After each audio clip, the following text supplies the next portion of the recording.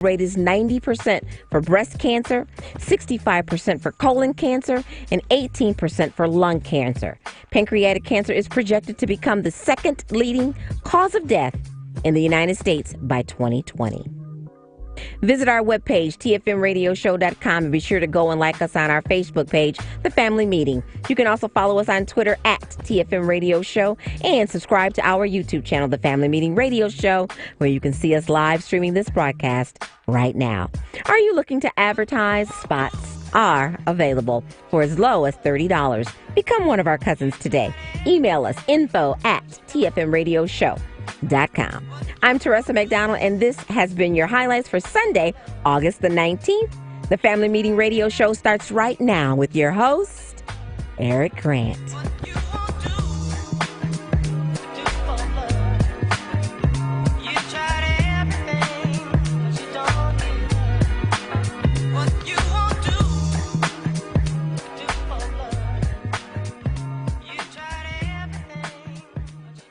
A 2016 study estimates that 13.1 million Americans were victims of identity theft that year. Fight back against identity theft by signing up for Identity Guard. Identity Guard monitors your credit and identity information with alerts that can help you respond quickly if certain changes indicating fraudulent activity are detected, as well as help protect your computer from viruses, keylogging, and other serious threats.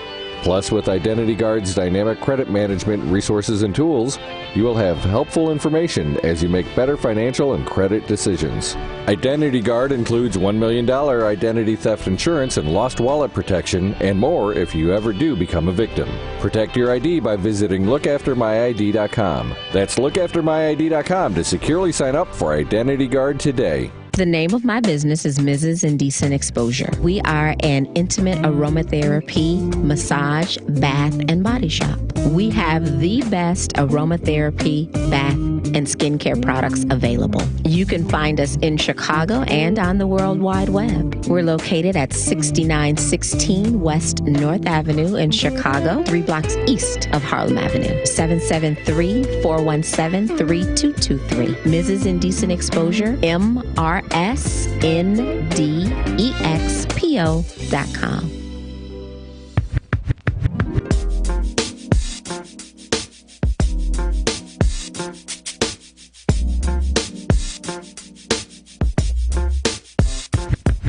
This is motivational speaker and author Dan Duster, author of the great-selling book, Peaceful Selling, Easy Sales Techniques to Grow Your Small Business. I listen to The Family Meeting.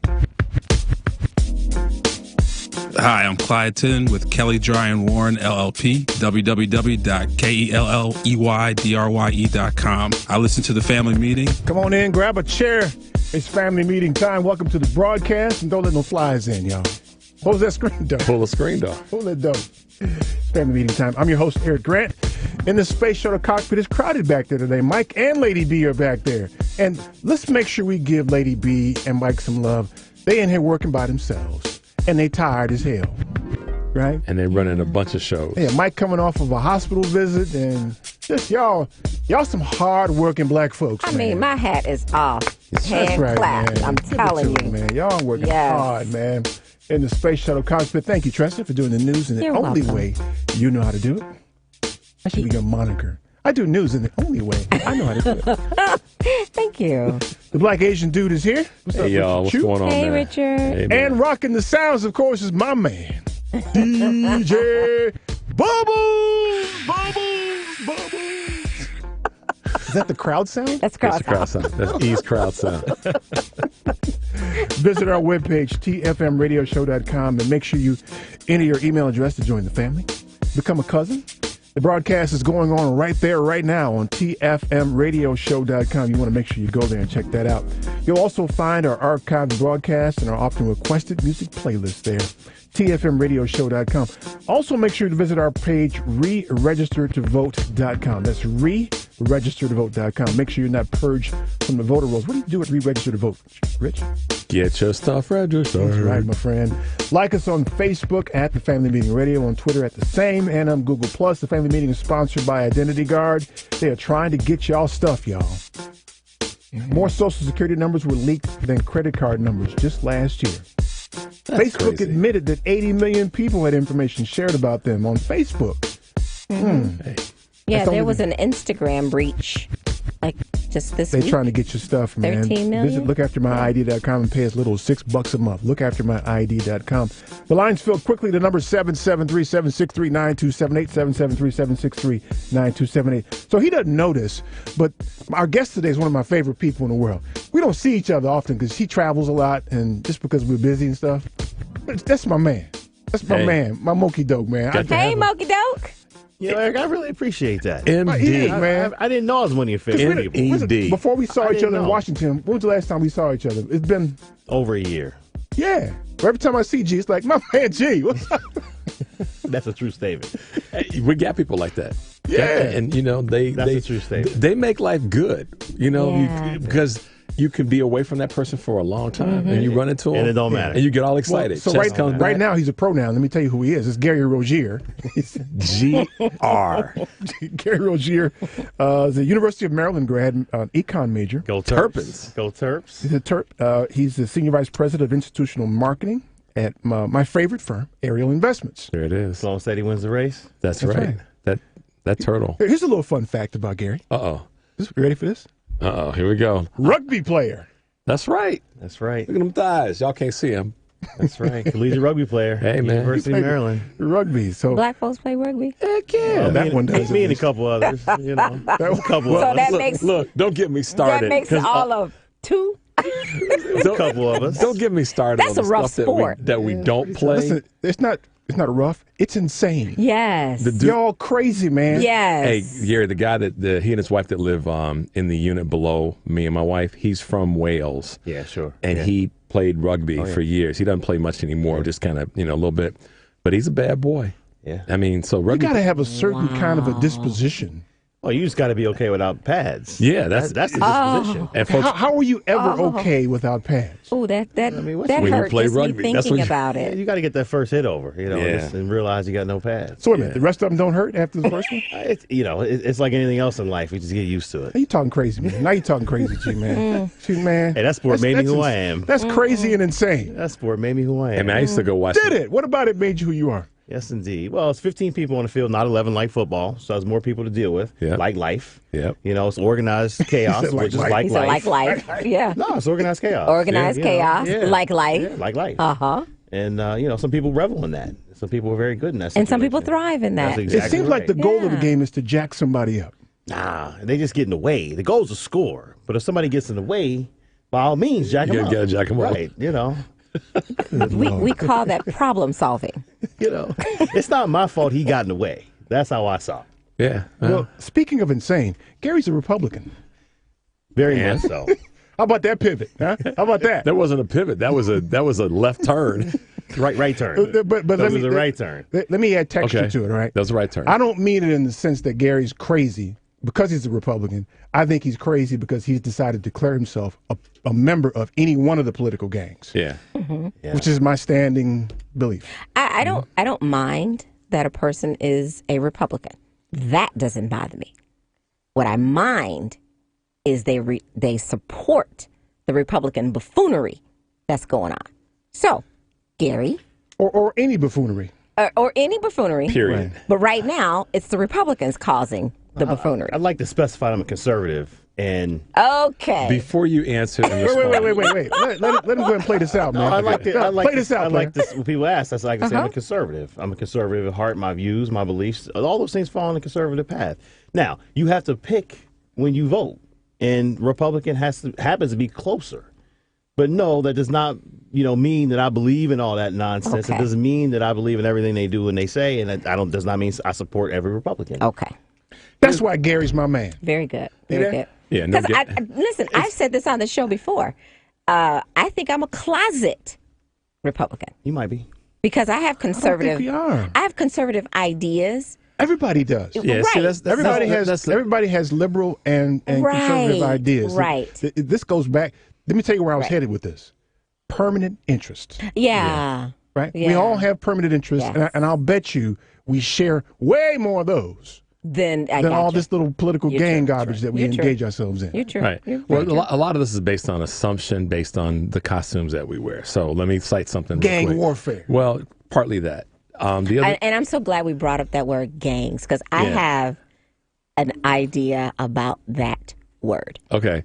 So here's what happens to twist my hair on that the You categorization. said twist your hair. Yeah, I was going to say You know something what? else. Stop. Don't you go. I had so- I can say the same way.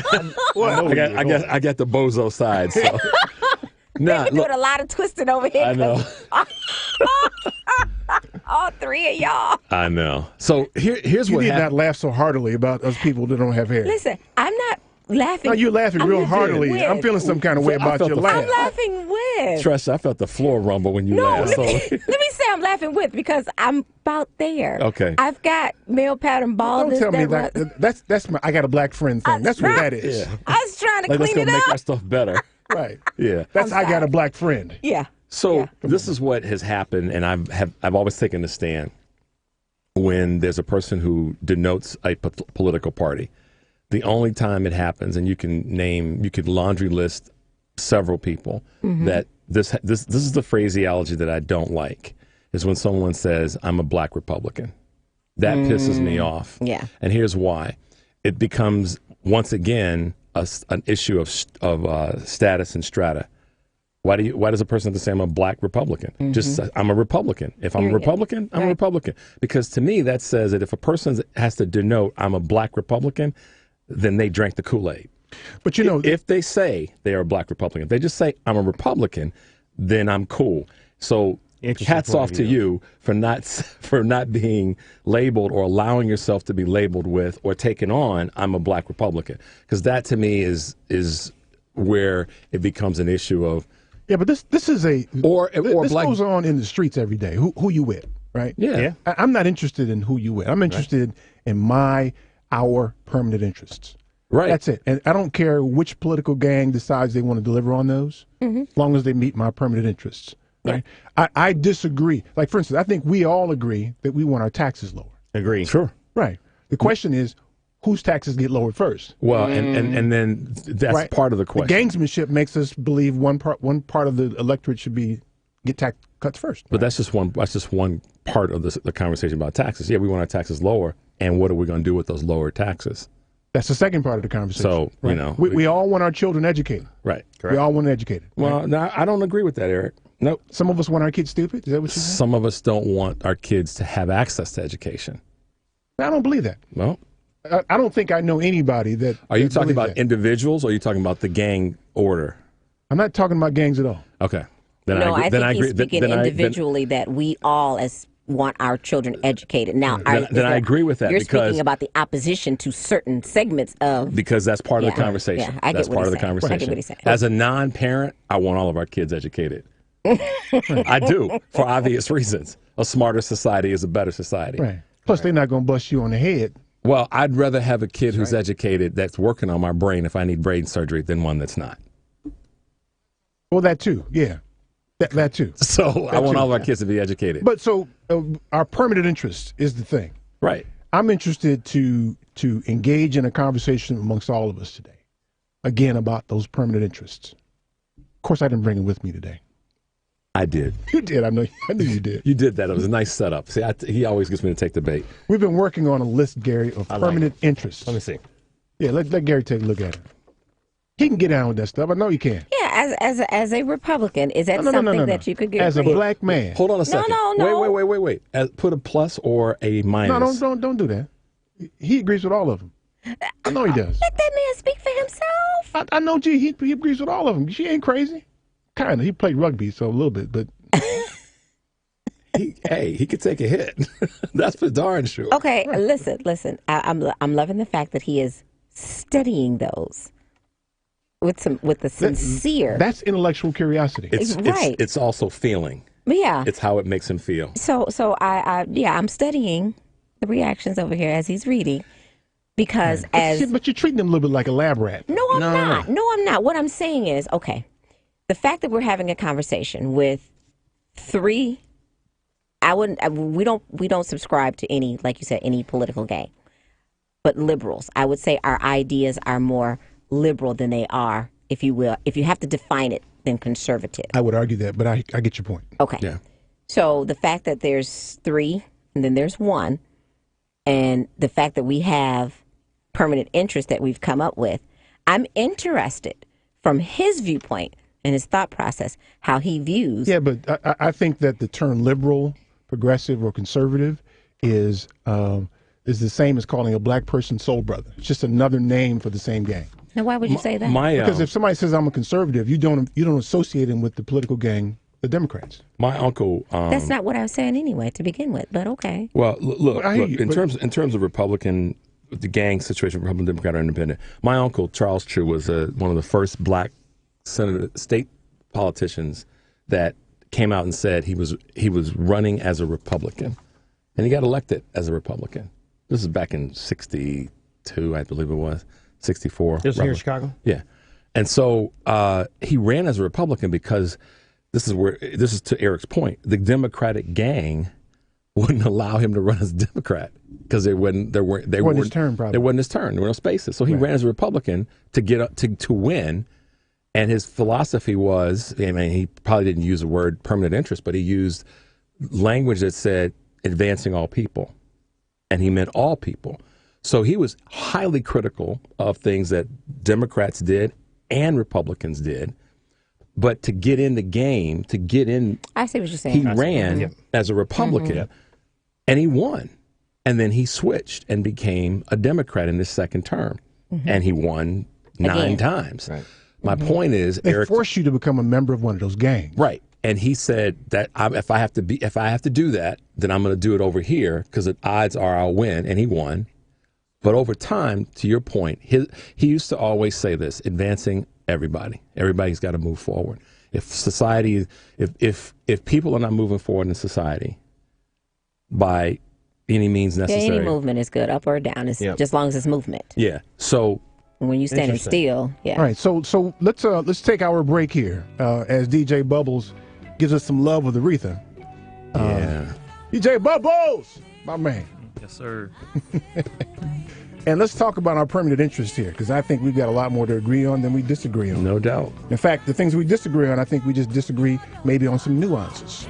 Or methodology. Right. How you get there. But how do we get there? How you get there, right. That's the kind of conversation that needs to happen. Oh, absolutely. Yeah, and it takes. So we're going to model it today. Yeah, I was just going to say, we talked about this a few weeks ago. We have to be that change. Right, by having a sensible conversation. We're modeling about issues that are permanent interests. The number is 773-763-9278. Stay tuned for more of the Family Meeting. Why did you have to, Lisa? You had to set me free. This is Sue Myers, founder of Indivisible South Suburban Chicago. Keep listening to the Family Meeting.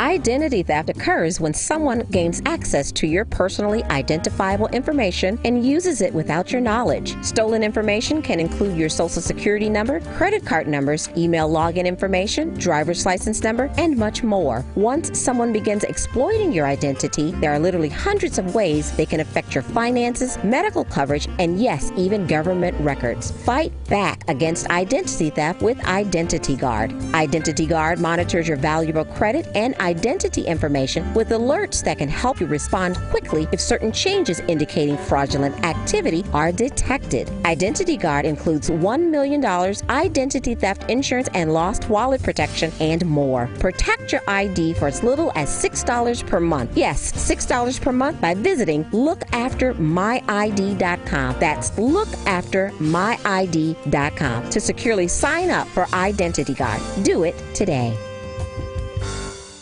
A basic and essential part of any financial plan is savings. Most of whatever cash you have will be there because you put it there, not necessarily because of some fancy investment. Now with Save and Plan, Polaris has introduced a way for you to get empowering financial advice. Save and Plan is simple. Just sign up to save on a systematic monthly basis directly from your account and gain access to a planner and our planning services. Once you sign up to save, Polaris will help you develop a customized financial plan and give you a real person to speak with. Your dedicated planner is just an email or phone call away. Save and Plan offers empowering advice for everyone. Visit us at polarisadvice.com and call us today at 312-951-2606 or email us at polarisadvice.com. That's 312-951-2606 or email us at polarisadvice.com. Save and Plan, empowering advice for everyone. Securities offered through Lion Street Financial LLC, member FINRA and SIPC. Investment advisor services offered through Lion Street Advisors LLC, registered investment advisors. Polaris Wealth Management and Lion Street Financial are not affiliated. Are you looking for the best residential and commercial laundry service in the Chicagoland area? Then you want PleaseDoMyLaundry.com. That's PleaseDoMyLaundry.com.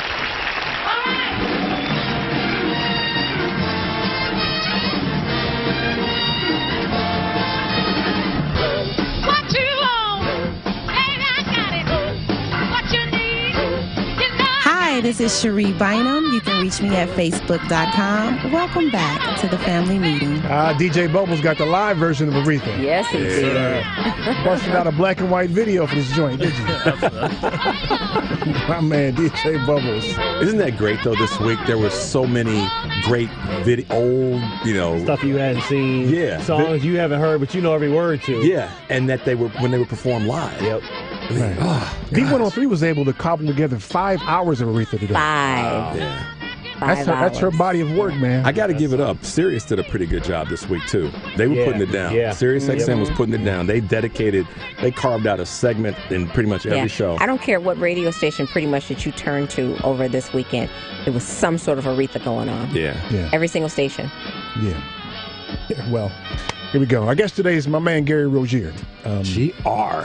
That's right. G. Good to be back, Eric. Good to be back. Thanks. Good to have you back. We got to have you more often, man. Yeah, I miss you. I miss you too, Like I man. really did. Yeah, big hug, man. See? No, there it is. Yeah, we saw each other in Washington last week. When y'all went to the, At the financial, yeah. I heard Eric put it down. He did. He didn't know. He wasn't there. I was there for the most important part. You heard it. He was there when that's his all boss that spoke. That's when he was in his boss spoke. He said the most important part. I wasn't lying, bro. You didn't see me speak, man. Just in case my boss asked, I was there. Were you there? Yeah. I mean, what did I saw say at 10:17? Well, you talked about. Yeah, you were there. That's right. I might have left right after, but I mean, I saw it. That's busted out of there, man. Permanent interests, as opposed to being members of political gangs. Let me run down real quickly with the list we have so far, at least. Medicare for all. Bring the Medicare age to 0. Free education, K through 16. That's college or trade school as well. Gary ticked that one off. Living wage, national minimum wage. Gary ticked that one off. Removal of Citizens United. Less corporate money in politics. Take money out of politics. We didn't say it that way, did we? Yes, we did. I just wrote it out as That's best I could. exactly what needs to happen. Yeah. National Mandatory Voting Week. Everybody needs to vote. Improved neighborhood banking system, funding and regulations. Lifetime lobbying ban on former elected officials. 32-hour work week. Did we say that one too? Oh, yeah. Yeah, we did. Did we? Oh, yeah, we Y'all did. some lazy ass.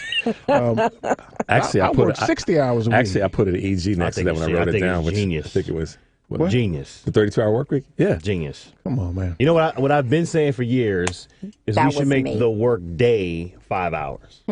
Because people will be much more efficient for one, but two, they Exactly. would have more time to spend with their families. and everything else Yep. That's themselves. exactly right. Spend with themselves. And you can get done in 5 hours, which you probably stretch Gee, out. I was just in going to say 8. that. I was just going to say that. Think about You know when what I we mean? get ready to go And you be home to pick the kids up from school, You or could take care of mama, be or with take them care at dinner. That's exactly And you're right. all less that stuff. stressed. And the you're quality of less- life is so much higher. Oh, Look, my man, God. And the There you go. productivity doesn't go down. Think There you about go. this. I Think ain't about buying this. that Productivity does not When you go- get ready, I ain't buying into when that you get one. ready to go out of town for travel, I and mean, you at travel least a lot. maybe 32 hours in the office, but No, You gotta 32-hour give work me- week. You're period. getting ready to travel, G. lazy bastard. And you've been running and gunning, but that last 2 hours before you leave the office, whether it's good to go home or to go to the airport, You real get efficient. a You lot be of real stuff efficient, done, right? Right?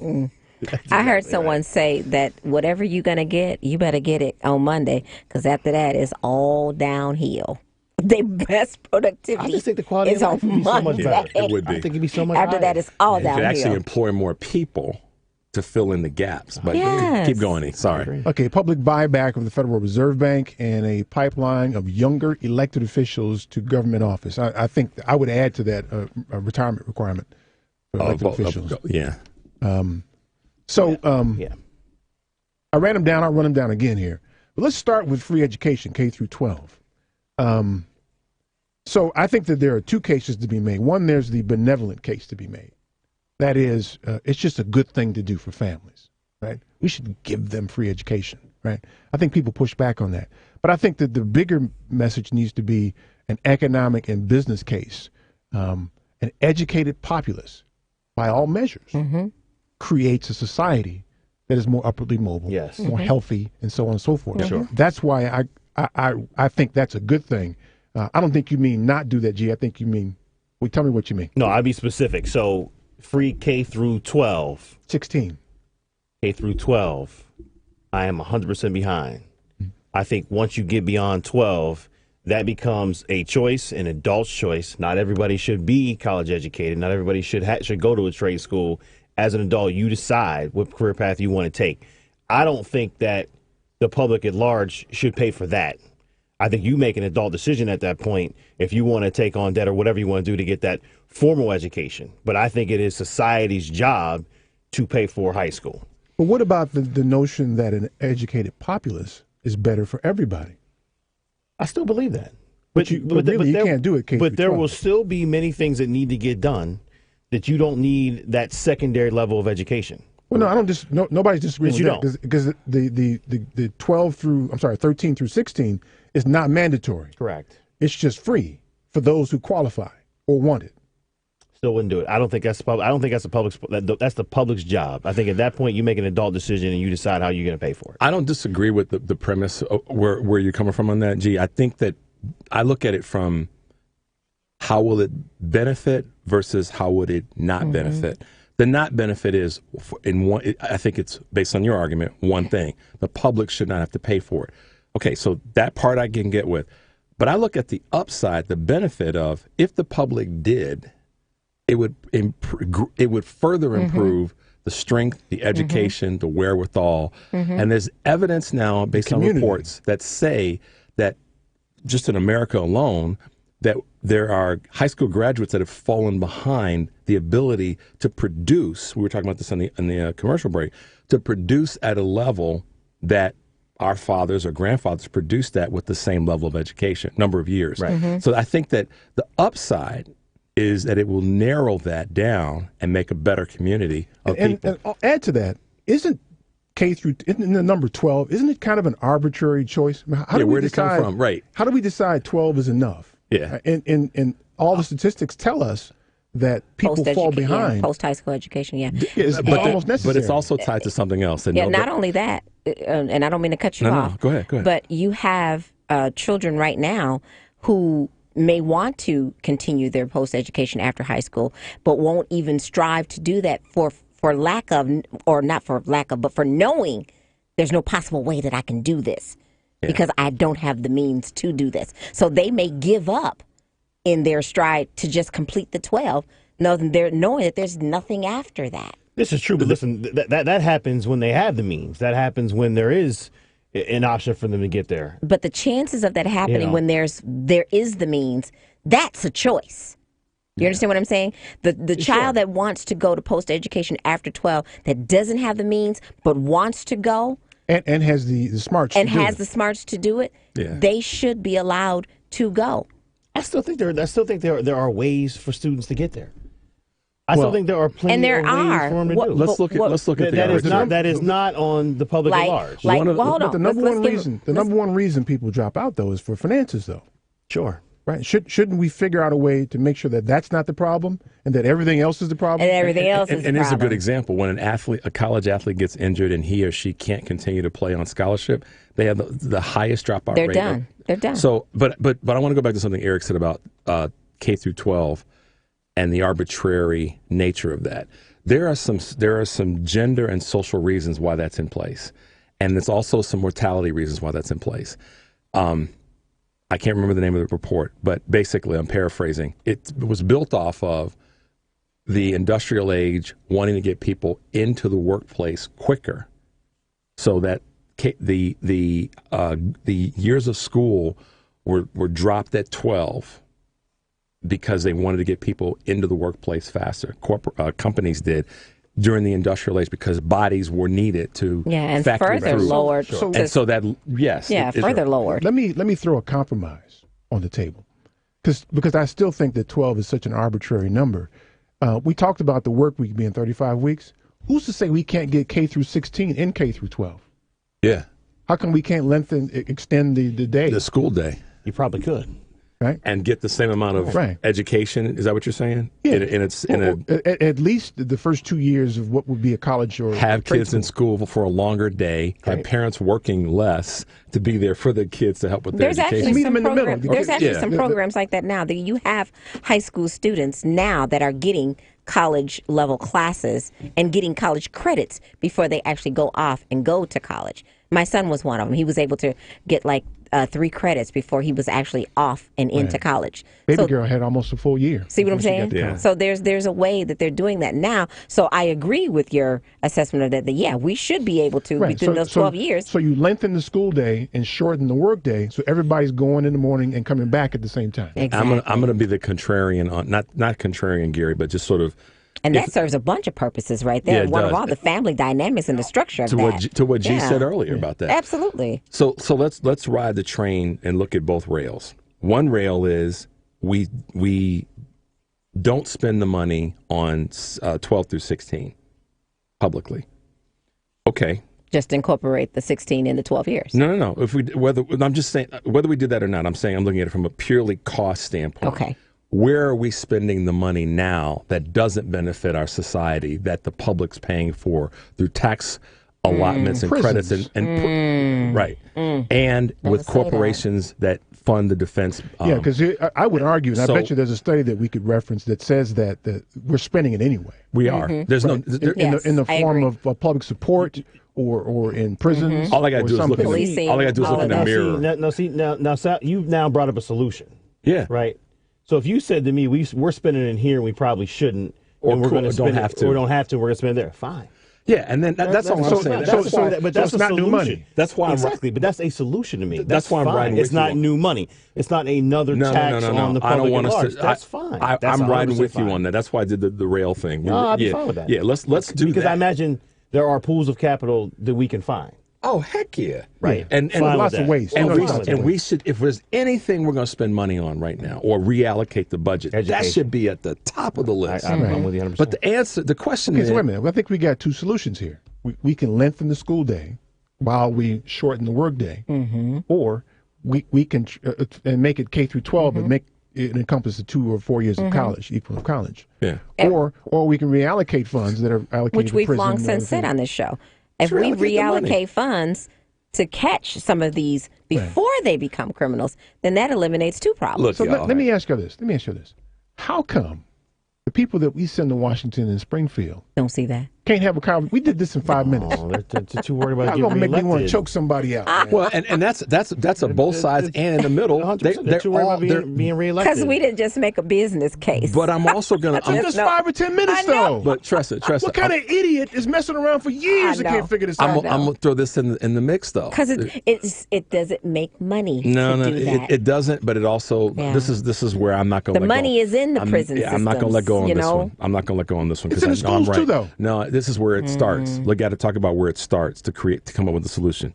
It starts with the mindset of people who have a negative view towards certain people getting educated. Oh, yeah. So if we don't Yeah. talk about that in this solution, then we're crazy. Yeah, gee, y'all kind of create a home for Klansmen over there, man. I mean, we are not going to talk about No, this you topic didn't. and not talk about the fact that there has been an institutional, systemic. Yes. We're going to keep some Yes. people uneducated, Uneducated, unhoused, dumb, stupid, on everything. and yeah. we're going to build systems to make that happen. Yeah. So we can talk about solutions all day long, but let's talk about the cause. And that cause originally was. I agree with your first premise. I don't agree with the second. I don't know that I would give anybody enough intellect to decide I want to keep them stupid. I would give them the notion that I ain't interested in spending money on them. But it isn't. Whether they're stupid or not is. But even if it's not with spending money on them, just the access to, which is if it's in a public forum. Well, but I think though the people who are opposed to that think that they have access. They don't realize that they don't. The hurdles that are there. Very true. They're willfully ignorant about the hurdles. I would have accepted that 100 years ago, 50 years ago, but not in 2018. Yeah, but listen, y'all thought that Trump was going to win too, though. So whatever. But, okay. No, I agree with Eric. I think that there are people out there because you've heard it before, especially when they were separating the kids at the border, and then they would do these ride-alongs with some of the people that lived in the surrounding area of the towns where they were holding these people, and they would say, "Oh, it's okay to separate them. They're being taken care of. They're being well taken care of." Now you hear the horror stories that are coming out of there, the unfed, the infestations, the life. So they weren't being all that taken. So, to your point, there are people who do, but to Eric's point, there are a lot of people who think that, they already have access to this, but don't understand that we don't. Yeah, fair enough. I can see that. I just feel. All right, so do we have solutions on the table now? We have I think solutions. me and Gary. How confounded are you, me and like Gary me, got our that we training. were able to do this in a couple of minutes? How confounded are you? We got the rails. We got the Right. we got the train cars. That's right. Some of it is just simple communication. But what Gary making said it plain. But Gary said it earlier. He said it then, Eric. But why did it take us? How come we were able to get it done in 5 minutes? And these fools, because we're not worried about getting reelected. Right. Exactly. I don't have a base of people that I need to worry about except for those that which is why he didn't check off the box what kind about of money out idiot of base politics. do you have that can't see the merits of the conversation we just said? Well, what kind of idiot? Well, but G said it on earlier, both man. sides of the political gamesmanship. What kind of idiot electorate do we all have that can't see the merits of this little 5-minute conversation? Yeah, but it's like they see it, they know it, they can't act on it. That's the problem. You mean the electorate? These people are not stupid. Let me make They're intelligent people. They can't act on it. Let me make a Because point. they're too beholden to who put them in office. They're Which is beholden not to the the people that are public. going to keep them in office. Which is not the Yeah, public. but That's what he was my saying. question. So though. they Who- can't do right. Who are they beholden to that can't see the merit in our little 5 Is to it 10 minute was it conversation? number 8 or 9 about Wait, money hold out a of second. politics? Who are they beholden to that they can't see the merits in a 5 or 10 minute Listen, conversation? Kurt on YouTube says, will someone please inform your guests that 60% or more of the inmates in our penal system are African American, and each one is receiving tax $50K per inmate to sustain their incarceration. So if we're already spending $50K on an incarcerated inmate, $50K to go to Howard. it costs $50K to go to Howard. And then they can become not that I want Bubba and Skillet at Howard. and then they can become But I'm then a they support can Gary. become productive members of He's not society. denying that. But those are numbers that everybody knows. That's not a fact that sort of light bulb goes off. We know that, right? So if we know that, I think two things. One, if we're going to spend money, let's spend money before they get there on things that won't put them there. Which is what we just said. That's one. That's what we just and said. if we reallocate to places that will make them better, I'm perfectly fine with that. So we're going to catch them before they get to the penal So you put in 100%. place in the K through 12 stage a track to get through 13 through 16, 13 through 15, and that might keep them out of that. And that $50,000 is reallocated. It betters the community. Man, come on, man. Y'all gonna make me cuss, man. But Y'all gonna make me cuss, man. Y'all gonna make me cuss. Man. Okay. DJ Bubbles is rocking at Aretha yes, today. he is. He's so young. I don't know how he know Aretha. And you know what? man. And she liked funk. You know she had to like funk. Yeah, she was a funky girl. You see how she moved on the stage. Yeah. She rocked that fur coat. A lot of people don't know that Aretha took ballet as well. I knew that I too. can see it. And Taught herself piano. And the piano. And taught herself piano, Yeah, all while being a mother at the age of 12. Young. She was young. 12. Black woman. And 15. Yep. You know, she was a Delta too, man. She sure That I was. didn't know. That I she didn't know. sure was. That Matter makes of fact, they sense. just had a big celebration. Yep. Wow. Okay, so I'm going to hit the phones when we come back. The number is 773-763-9278. Our next discussion after the phones is living wage. Bingo. Stay tuned for more of the Family Meeting. Oh, when me and that man get to loving. Tell you girls, I dig you, but I This is Susan Manuel, www.ablconsulting.net. Keep listening to the Family Meeting. and sit and chit-chat and smile. Don't send me no doctor. Filling me up with all of those pills. I got me a man named The name of my business is Dream Creations Gift Boutique. We create beautiful balloon arrangements, balloon decor for celebrations, gift baskets, and basically anything that's giftable. We are located at 8613 South Cottage Grove in Chicago's Chatham neighborhood. Our website is www.dreamcreationsgiftsandballoons.com. Our phone number is 773-72-DREAM or 773-723-7326. People should go to our store because I am the balloon queen and everybody deserves the best, and we provide it at Dream Creations Gift Boutique. My name is Shondell Brown and I am the balloon queen. This is Richard Chu, owner of First Capital Insurance Group, and my message is do what is doable. We each have a different measure of financial success. My mission is to help you define your financial goals in light of a realistic budget and time horizon. I want you to have a great year and a great life, but we have to keep it real. Is your retirement plan giving you the protection, interest rate, and cash you'll need in retirement? If you've had issues with your 401k, IRA, or other financial programs, give us a call. We have proven solutions and we can help. My direct number is 312-243-3907. Let's talk soon, or visit my website, firstcig.com. That's the number 1, stcig.com. Mom, Dad, let's talk. It seems like only yesterday your parents were offering you advice, but now you could be in a position to help them. Do they have a plan? How would they handle a long-term care event? Are they prepared emotionally and financially for the future? Starting those conversations can be challenging. Call Polaris Insurance Agency and we'll send you the Let's Talk guide free of charge. Call 888-355-7154. Again, 888-355-7154.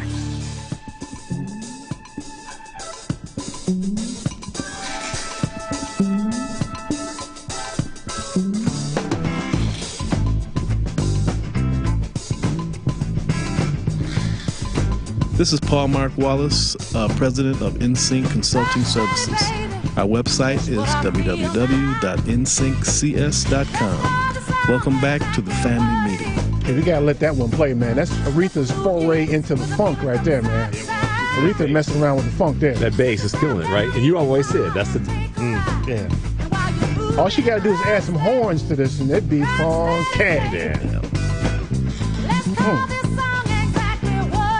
So sad.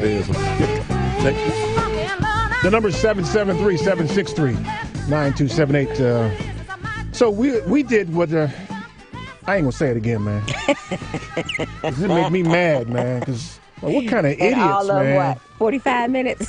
What kind of idiots we got down in chamber, man? Well, in all state houses, Eric, because every state in the country has got a problem. Not just in Springfield. They got issues in Sacramento. In City Hall, too, man. These idiots, man, they can't figure nothing out, man. No. Everyone wants to believe that they sinful. have the answers. And I go back to what I said at the beginning of the show. It's all about self and what one's self-belief We is. got to get rid of them clowns, man. Yeah. All of them. I don't care which gang you part of. We got to get rid of all y'all. Yeah. This don't make no sense for us to get. I agree. But by the way, we're reasonable people, right? Mm-hmm. Yep. Those are reasonable solutions, right? Heck yeah. I agree. It hasn't been stress tested for financials. I get that, right? It isn't harebrained. It benefits a lot of people. It benefits society. And it's inclusive of everybody. That's the key to me. Yeah. Right. It's inclusive of everybody. Everybody. Right. And why wouldn't we see that? But that Why would gets, we send these idiots to these state houses and city halls to do this? But see, and they Eric, can't figure that out. Part of it, though, is to Gary's point about the fact that there's a lot of money that's misdirecting how these people should be thinking about the greater society. And there are people who do not want to see other people progress. And if education is a baseline of progression, I don't believe that. I do. You get evidence to prove I think that they don't care if they progress. I think they just don't think about it. Well, there's all okay. They're indifferent about it. Okay, what I'll agree with everything on the table. The key word, the net result is people don't progress. Right. Or maybe they just know that they're handicapped already. Who? The persons that are trying to prevent the people from progressing, or that they know that some people She's just saying shouldn't? the politicians are idiots. You know the people will come up behind them. Right. Yeah. Okay. Fair enough. Fair enough. Okay. Let me hit the phones here, man. This is Chris in Bensonville. Hey, Chris, what's up, man? Oh, hi, guys. Hey, man, how you doing? All right. Hey, I was just thinking about this just pops in my head. this doesn't make any sense. You know, if somebody is always announcing that this is pudding day and this is, pie day and all these different days, who determines that? You mean like a holiday or just No, every day, if you listen to the radio, someone will come up and they'll say this is bicycle day. This is National Bicycle Day. Every day is something different. Well, probably some outside group. Of them. No idea. Probably some outside group that says, that's a passion of theirs or an interest of theirs, frankly, and they lobby hard enough for it and they get their day. There it is. Gary's right. Oh, gee, I'm glad you answered that for me. It could be wrong, but that's how I see it. He doesn't know either. Yeah. He doesn't know. He's walking around, doesn't know. Thanks, Chris. We appreciate that. All right, Chris. I'm not bad. Oops. Hey. Go ahead, man. Hey, listen, I was just going to say, I can understand a black conservative, but I'll never understand a black Trump supporter. Yeah, I don't get that either. But it exists. Yeah, it exists. Thanks, Chris. Anything exists, man. Everything exists. Yeah, too bad. Bye. Thanks, man. Let's get a question in there. Let's see. Kind of. Let's get. Look at Gary scrutinizing our guest, man. You a guest too, man. Shut up. I was waiting for the question. That's all. Well, he did have a question. Yeah. It was a parallel question. Gary over here like. I have got to get better at. That's okay. Just disguising the way I. There's an easy way to do it. Okay, wait a minute. Let me just get the phone. Really? Let's see what's on Paul's mind. Paul, what's up, man? Hello. Hey, man. How's that weather out there in Seattle? Are you empty? I knew you'd ask. It's 78 degrees, and it says it's sunny, but it doesn't look all sunny completely. It looks to me, from what I can tell, it's kind of cloudy, but it says sunny on the weather says it's sunny. So it's sunny somewhere. They lie half of the time. They don't know. Feels kind of muggy. Yeah. Feels a little muggy. Yeah. Wonderful. But there's a breeze. Wonderful. What's on your mind, man? Well, let's talk about. I wanted to comment on education now. First of all, can we please stop calling it free? Let's just please call it fully funded. Because as soon as you say free, some Republican's going to say, hey, it ain't free, there ain't no free lunch. It's fully funded. We're talking about fully funded. And I have to point out that 100 years ago, public education compulsory was only up to the 8th grade. And then we decided, no, you need 4 more years. So I would think 100 years later, it's not unreasonable to say you need 16 years. My grandfather only graduated from the 8th grade. My grandmother only graduated from the 4th grade. So I think when we're talking about the leaps in technology and the kinds of thing, I don't really think you're all that employable with just a high school education. So if you look at not only this fact came up to me. I go to these community meetings, and one of them was with the superintendent of the school district was talking about how we have a 9% graduation, and she was thinking that's very that's great. And I said, tell me about the 6% that didn't graduate. Who are these people, right?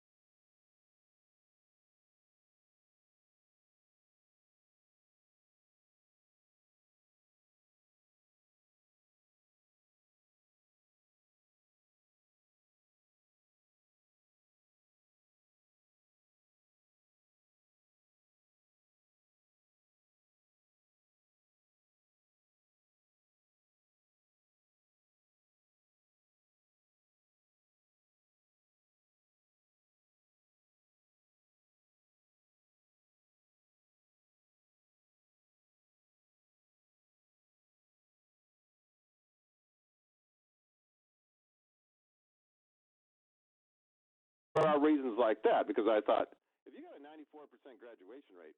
I'm really interested in the 6% that didn't graduate. How do you not graduate? Because ultimately, it's a minority of people, a very small minority of people who raise all the hell in any community. In Chicago, all these shootings and things that are going on right now are committed by a very small minority, a single-digit percentage of the people in the community. We know who they are, and we can predict who they are. And we actually can probably predict who they are, in elementary school.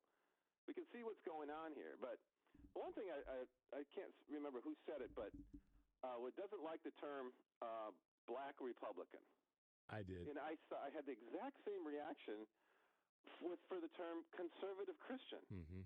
I think because, first of all, that is putting your politics literally squarely in front of your faith. And the second thing is, why does the word Christian need to be modified by the word conservative? Isn't Christian just good enough? Yep. That's why I said what I said about black Republican. Yeah. So that makes me wonder about your guest there. Not a Republican, but his party is not in power right now. And what I mean by that is,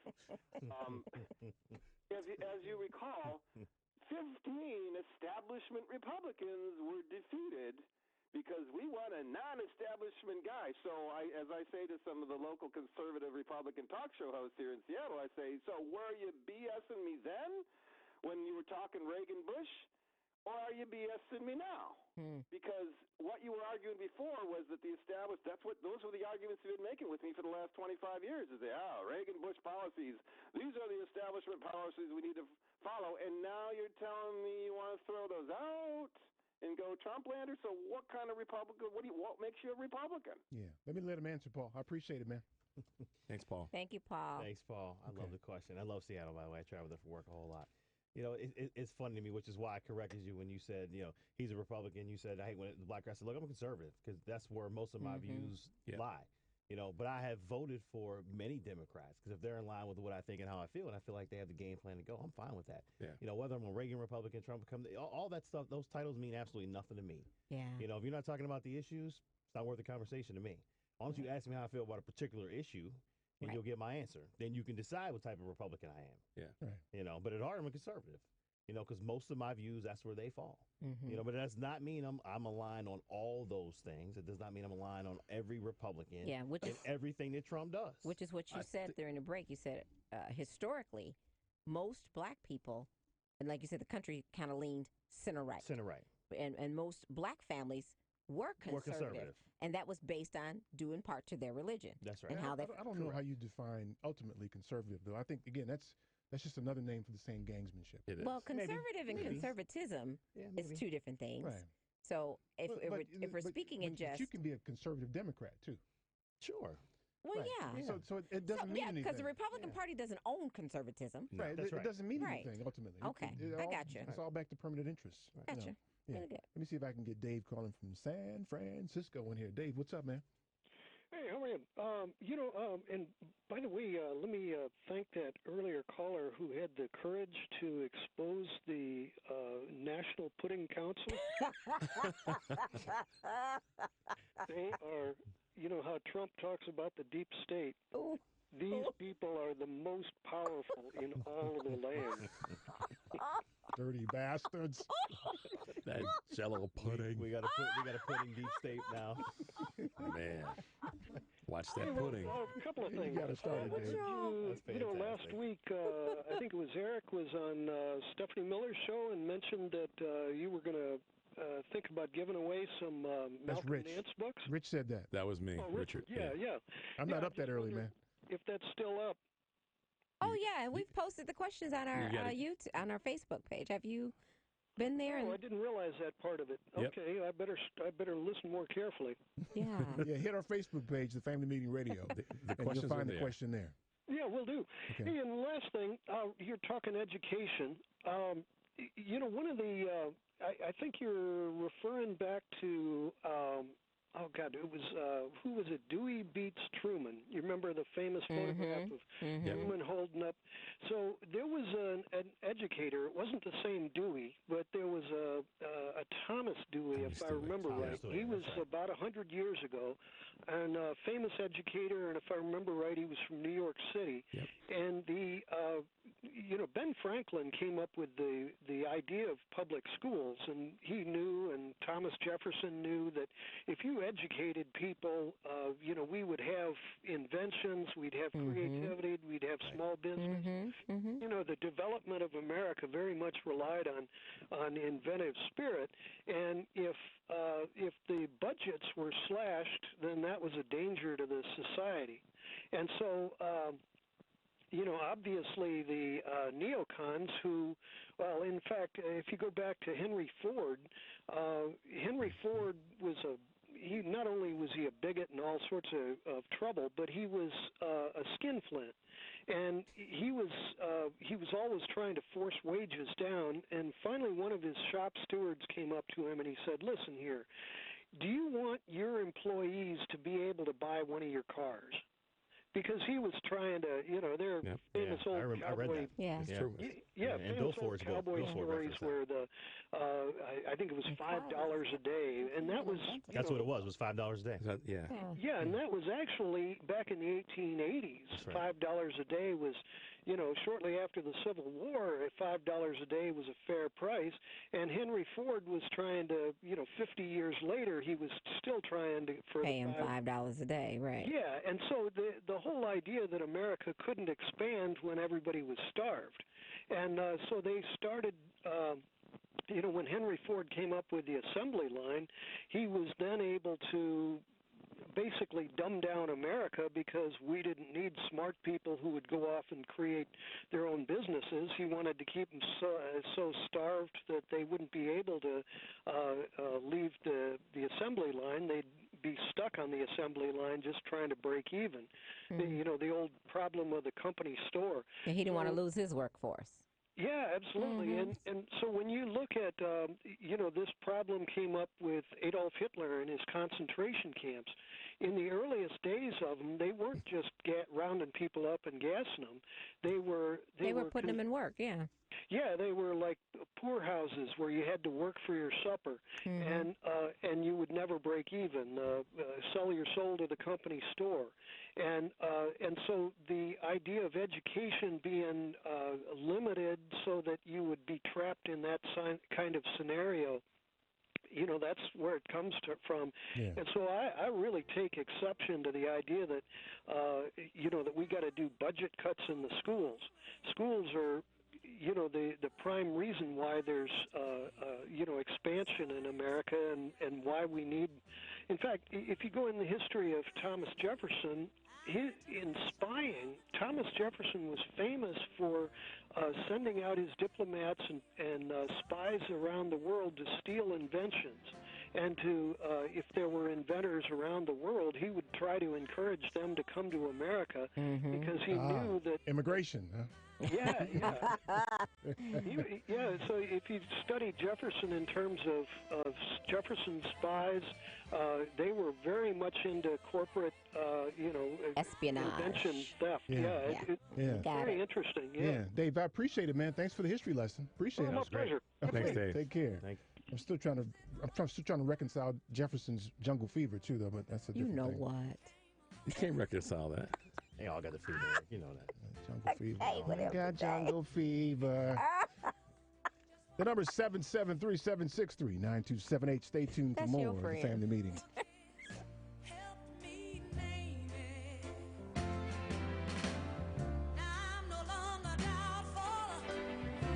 Hi, this is Cheryl Maynor, publisher of the Chicago Defender. Keep listening to the family meeting.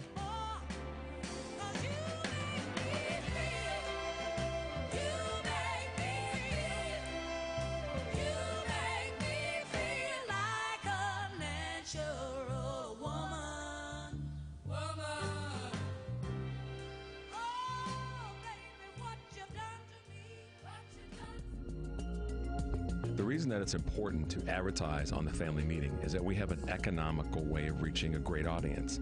One could say it's not cheap, but what we like to say is that it's an effective buy for a business or an individual who wants to reach a quality audience. The reason that it's important or a good place to advertise is that our cousins love to patronize. I'm Richard Chu, also known as Bad, the Black Asian dude with the family meeting. For more information on advertising on the family meeting, you can reach us at info@tfmradioshow.com. That's info@tfmradioshow.com. You can also contact us at area code 708-794-6444, 708-794-6444. A 2016 study estimates that 13.1 million Americans were victims of identity theft that year. Fight back against identity theft by signing up for Identity Guard. Identity Guard monitors your credit and identity information with alerts that can help you respond quickly if certain changes indicating fraudulent activity are detected, as well as help protect your computer from viruses, keylogging, and other serious threats. Plus, with Identity Guard's dynamic credit management resources and tools, you will have helpful information as you make better financial and credit decisions. Identity Guard includes $1 million identity theft insurance and lost wallet protection, and more if you ever do become a victim. Protect your ID by visiting lookaftermyid.com. That's lookaftermyid.com to securely sign up for Identity Guard today.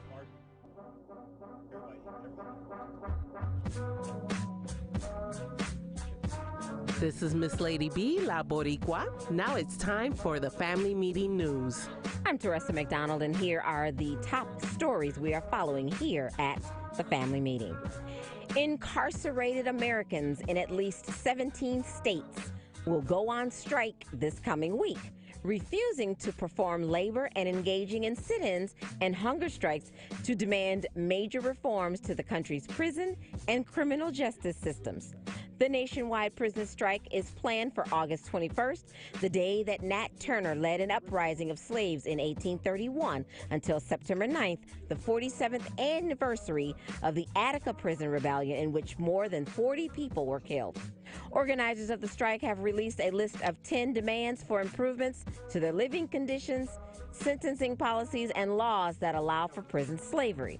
The 13th Amendment of the Constitution allows for slavery or involuntary servitude as a punishment for crime whereof the party shall have been duly convicted. Organizers are also calling for access to rehabilitation programs for incarcerated people and an end to death by incarceration or life sentences without the possibility of parole. And finally, victims like Laquan McDonald and Michael Brown of police shootings have become rallying cries for police reform across America.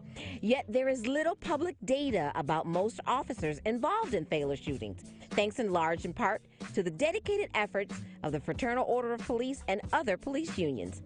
New data, though, obtained by the Invisible Institute revealed that nearly a third, 29% of Chicago's shootings between January 2004 and March 2016 were committed by only 130 officers. Compared with a random sample of 1,000 CPD officers, these cops often exhibited troubling patterns of behavior before their shootings, including increasing counts of citizen complaints and uses of force. In 2009, the Invisible Institute sued the city of Chicago to obtain information on selected high complaint officers. According to the data, while more than 95% of all CPD officers have never fired their gun, from 2004 to 2016, only 130 officers had done it more than once, with 24 of the 130 3 or more times. The most frequent shooter identified as Gildardo Sierra. Sierra shot a record 6 people over the course of his 13 years in the department, a rate of fire almost 100 times higher than the departmental average. 2 of those shootings attracted widespread media attention and later drew significant payouts from the city, totaling more than $7 million. In one case, Sierra admitted to drinking before his shift, during which he shot and killed an unarmed man named Flint Farmer. Sierra later resigned from the Chicago Police Department and subsequently took a job as a police officer in a nearby suburb. Oh, wow. Visit our website, tfmradioshow.com, and subscribe to our YouTube channel for archived audio and video of the broadcast, as well as our music playlist. Be sure to like us on Facebook and follow us at Twitter at TFM Radio Show. The news today is brought to you by Identity Guard. Over 15 million Americans each year fall victim. Visit Look After My ID for more information and sign up. That's lookaftermyid.com. Do it today. I'm Teresa McDonald. This has been your Family Meeting News. Eric, Richard, myself, and our guest today, Mr. Gary Rozier. We'll be right back with more of the Family Meeting.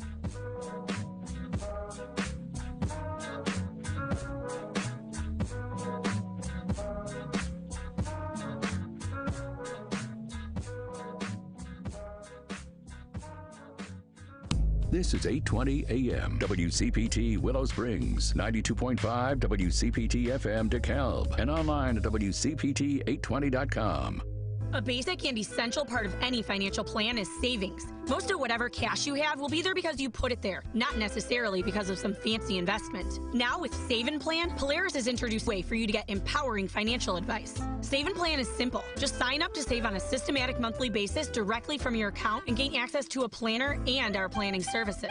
Once you sign up to save, Polaris will help you develop a customized financial plan and give you a real person to speak with. Your dedicated planner is just an email or phone call away. Save & Plan offers empowering advice for everyone. Visit us at polarisadvice.com and call us today at 312-951-2606 or email us at polarisadvice.com. That's 312-951-2606 or email us at polarisadvice.com. Save & Plan, empowering advice for everyone. Securities offered through Lion Street Financial LLC, member FINRA, and SIPC Investment Advisor Services offered through Lion Street Advisors LLC, registered investment advisors. Polaris Wealth Management and Lion Street Financial are not affiliated. Hey Chicago, it's time for you to make a difference in a child's life. AARP Foundation Corps is looking for volunteers to help kindergarten to third graders read. You can do it. Here's how you can register. Call 877-926-8300. That's 877-926-8300. And reference AARP Foundation Experience Corps or visit www.aarp.org/eatchicago. It's time for you to help a child read.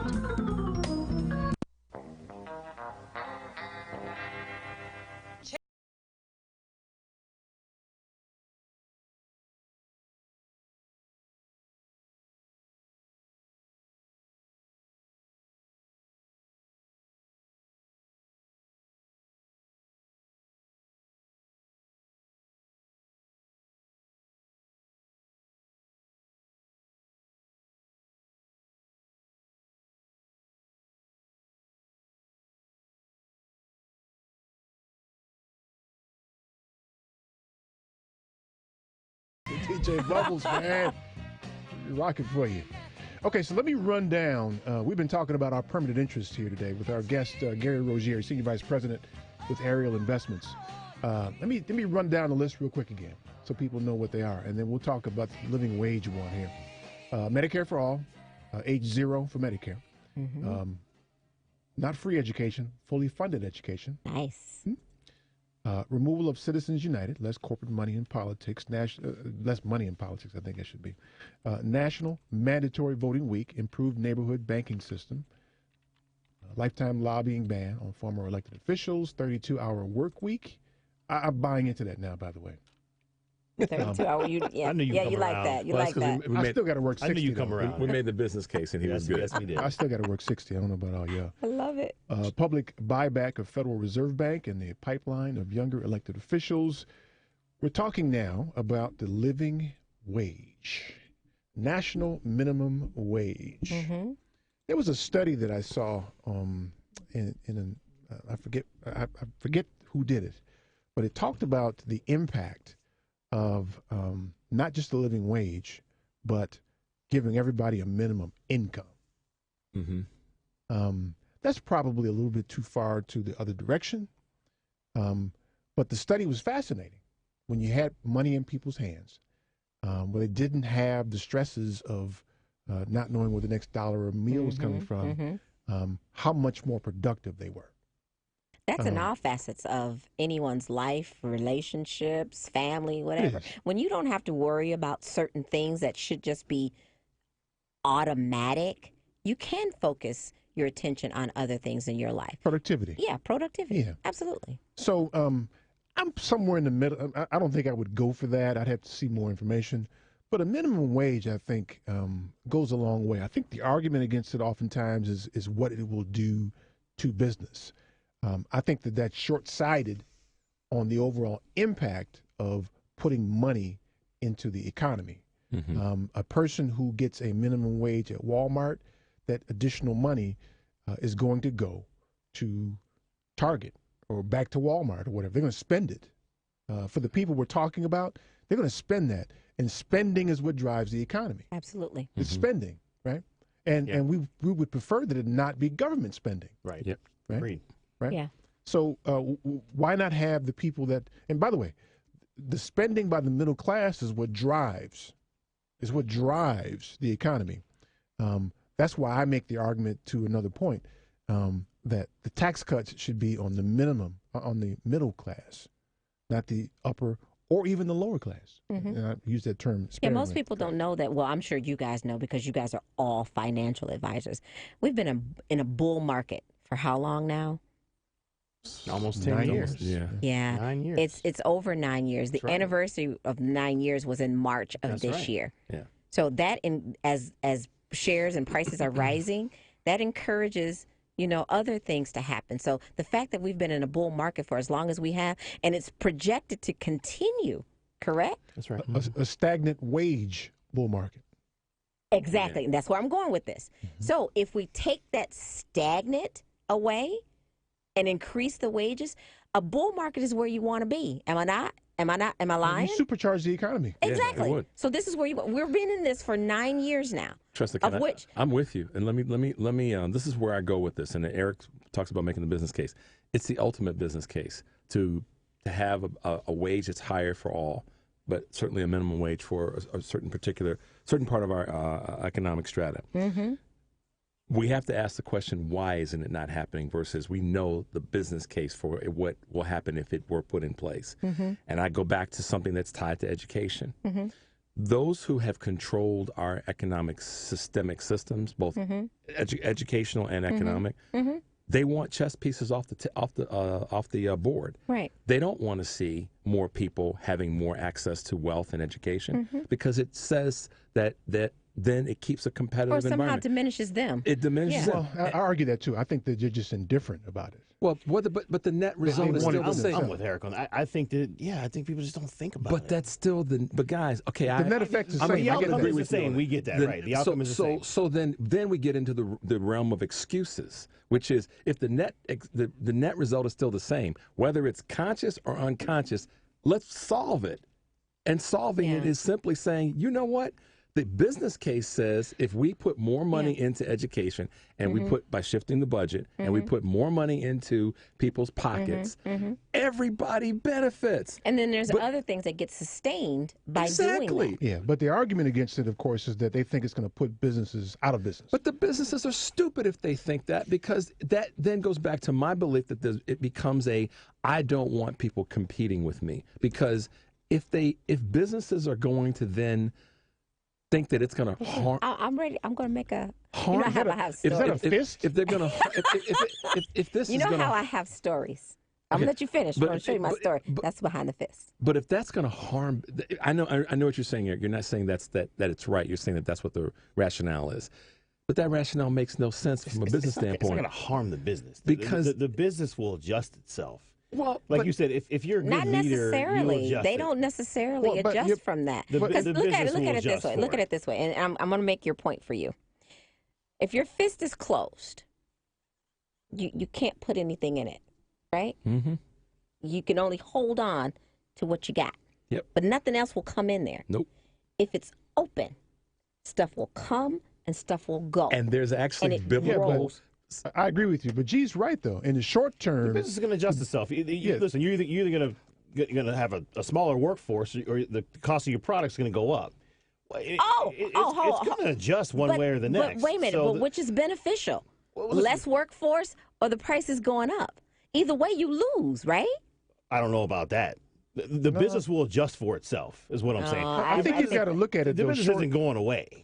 Oh, I beg to differ business with you. will I mean, adjust we for got itself. Sears, we've got Carson Perry Scott, But we've got. did that happen but because of the that's wages not going up? because of wages. I don't care why it happened. That's not because of wages. But That's it's stuff because their that's competitive going. environment did that to them.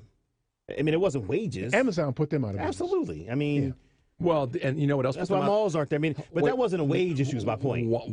Those businesses also went out of business because of how technology affected where they lived. In other words, the places where they kept their businesses were no longer going to be economically and environmentally competitive. Can't leave that out of the conversation. But it wasn't a wage issue. Back to the wage issue, though. What G's right. In the short term, businesses are affected because now you've got to pay employees more. By definition, you But have he less said cash they'll flow. adjust. They will. Well, yeah. In the end, what will happen is now you've got more people with more money in their pockets. More people will come in and buy stuff, and then you begin to make more money to be able to pay those wages. Bingo. In the short term, you're harmed. Right. In the long term, the economy gets better. Yeah, and you will adjust in that short term. Like somebody else I know that. And then you will adjust in the short That's term. his thought process that he got going on right but now. trust me, in the short term, the farmers are going to be harmed, but in the long term, we're going to win this tariff battle. That's a different. No, that's different. That's different. But that's a dumb. But that's that's a the- dumb way of thinking about this the way you guys just characterize it. That's not. No. So harm them in the short term, and the fallout from being harmed in the short term. Those businesses that don't adjust, that do go away. Yeah, Then but what? businesses will adjust immediately. They'll either raise their rates or hire less people. So how Or the is cost that of the product goes beneficial? up. Right. So how is that beneficial to the people who just got? Last week I came in here and this product cost me $3. Now because of changes, this same product is now going to cost me $5. Yeah, but you just got a raise too, though. So now you can afford the $5. Yeah. And why should a business owner say, "I'm just going to Then keep how making do I less get because ahead? wage is higher"? That's the same thought No. process. It's not about getting ahead. It's about driving. It's about driving the economy up. So see, that's where you lose people in the conversation. Because if you tell me today I'm giving you $2 more, bingo, I'm ahead. Oh wait, but hold up. This went up over here. So them $2 that I just gave you, you really don't have $2. That's the same thing with the tax code that they just did. All this money that everybody thought they were getting, guess what? It's not there. It's gone because but- other stuff went up. But competition ends up driving the rates back down. I have yet to see that, but I'm gonna go Well, with we've you. never had a minimum wage though. So I'm gonna go with you. I'm gonna go with you on that. I just have a question. No, Tress, I have a question because I want to make sure I don't jump on the wrong part of this. Are you saying that you don't think there should be a higher minimum wage? Or No, that's not what I'm saying. Okay, I just No. wanted to make sure. Okay, I all right. think that there should be, but in the same time, there should be something that's done to shore up these businesses so they don't get harmed initially. There's an easy way to solve that. Wait a minute, you talking about a price freeze or something? No, I'm not talking about a price Actually, freeze. actually, the easiest way for that to happen is to adjust their tax rate Thank you. on the businesses, the small Thank business. you. 'Cause But see, not wait, the way hold this on. idiot Yeah, that's did it. exactly. And this is Well, what. but your rates are adjusted by hiring people because you get a deduction for paying salaries. But if you had to lay people off, then you don't get that. The Thank you. the You volume just that you lost have. that. Yeah, right, Eric, but there's still tax code written. I'm to solve saying that. in addition to, we get stuck on where we are now, Exactly. and let's not do any more. Thank you, I Rich. agree. Thank you. We're all saying close to the same thing. Raise the wage. If the businesses Well, will no, we're natu- not though, because G's saying don't raise the wage, right? No, he said he. No, that's not what I said. I said there will be cause and effect of doing that. Right. I believe in a living wage. Now, my biggest issue is I don't know that we have the right people in the room to figure out what that number is. That's a whole nother Hold on a conversation. second, man. I'm in the room. What are you talking about, man? I don't think we'd be Hold on a second, able to but let's say we did. I don't care about them. I'm in the room, man. My point is the business will adjust for itself. You're not going to say, Mr. Business Owner, you're going to make less because the living wage is going to go higher. He's going to say, no. I'm going to fire some people or I'm going to raise the cost of the product. Then he has to live But within then the you capital. created another problem. That person who thought that they just got a benefit of a minimum wage, now they're out of a job. But you got to believe in efficient markets, though, to make this That's work. what I'm saying. That's what I'm saying. And It to will the adjust for lay themselves. individual, to the just everyday average Joe who's not in the financial world, we don't get that. So Yeah, how but do you some make stuff us you don't need to understand get. that? Some stuff you don't need to get. You just let me do know that. what? You But sit that- down somewhere and let me take care of this. All right. Let me take care of this. That all right? ties back into what I said Okay. about, All right, so- about education on the topic. But All right, DJ Bubbles is rocking that Aretha for us, man. Spanish Harlem is one of my favorite songs. Great song. Yeah. It's pretty She smooth. rocked that. man. I don't. Look, Have you she, ever- she doesn't. You didn't say not bad. I or used to good. think this was a She church doesn't- song. She doesn't have a bad Everything song. sounds like a church song. I know, when Aretha's right? singing. Everything. Yeah. All right, stay tuned for more of the family meeting.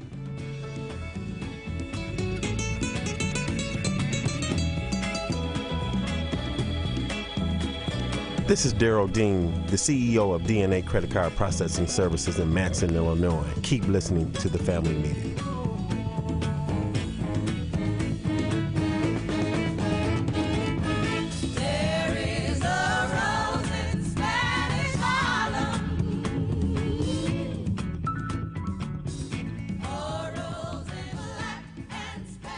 The name of my business is Mrs. Indecent Exposure. We are an intimate aromatherapy, massage, bath, and body shop. We have the best aromatherapy, bath, and skincare products available. You can find us in Chicago and on the World Wide Web. We're located at 6916 West North Avenue in Chicago, 3 blocks east of Harlem Avenue. 773-417-3223. Mrs. Indecent Exposure, MRSNDEXPO.com.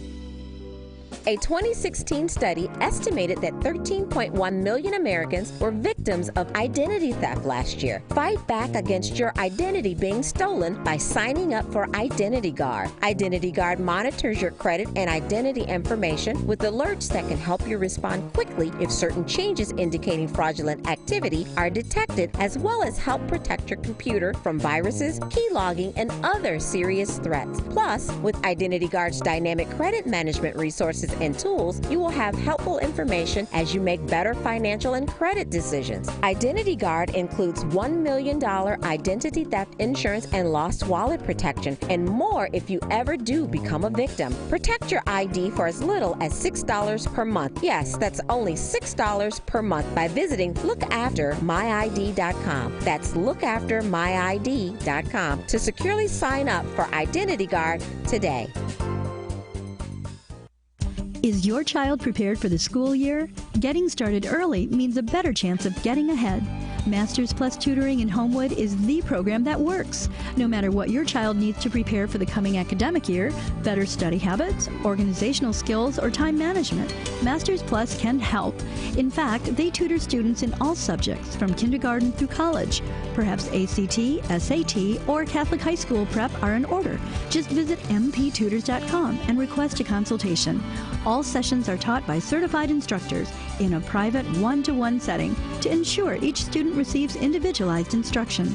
Whether your child is at a basic level or reaching for advanced placement, Masters Plus Tutoring can help.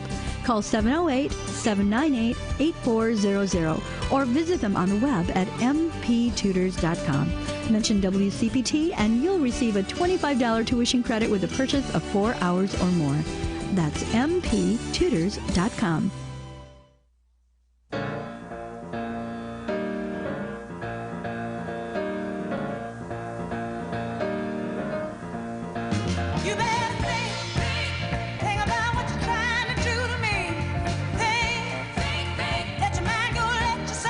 This is Melanie Martin Ware, Howard University alumni, class of 1990. Welcome back to the family meeting. They're at the part y'all missed during the break here is... So then they take them to 15. That's $3 an hour. Y'all missed this part. 3 times 8 is what? 25% increase. Times how many employees? That's not. Are you making more But that's money? not the point. Of course it's the point. We just established. Just so you know what we're talking about. They're arguing about the minimum wage, okay? You're gonna have to pay unemployment, right? For some period of time. For some period of time. Right. Which is money you're gonna have to pay anyway. For some period of time. So you could. Which means it'll be over one day. Oh, damn. Right? Damn. See, I think the concept. Damn. I think the concept you're missing is the concept of efficient markets. And I know it might be a highbrow discussion. I'm telling you, it shakes itself out. It will absolutely shake itself out. So the question, so will that worker be reallocated?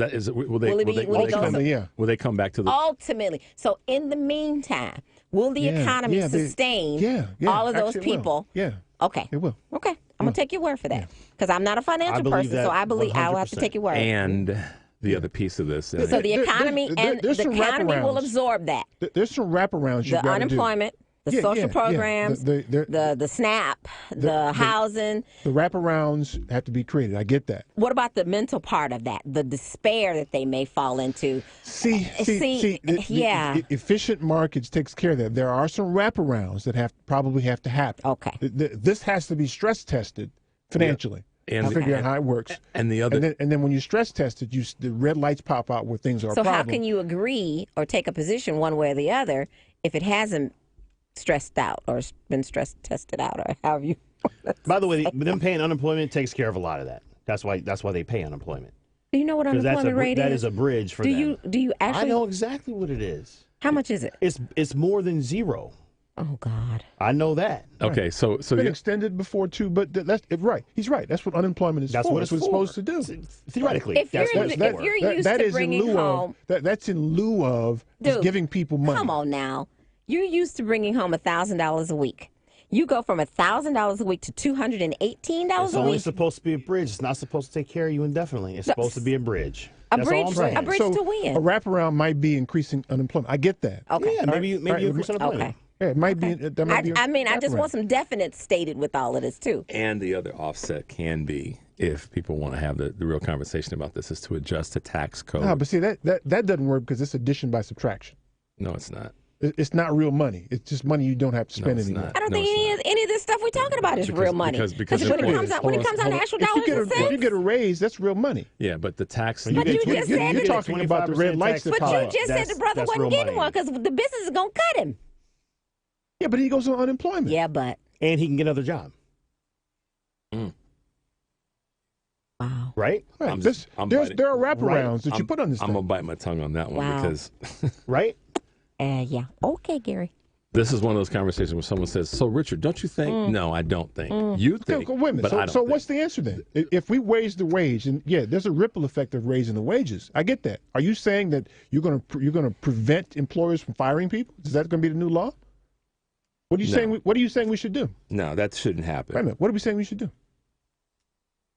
I don't know what we should do. I just don't understand. What the hell then? I just don't That's why understand. we're talking. I don't understand. How you gonna pick apart what I'm saying? How you Because want that's to what we're affect the talking. natural course of Is that how the business is going to work? Natural?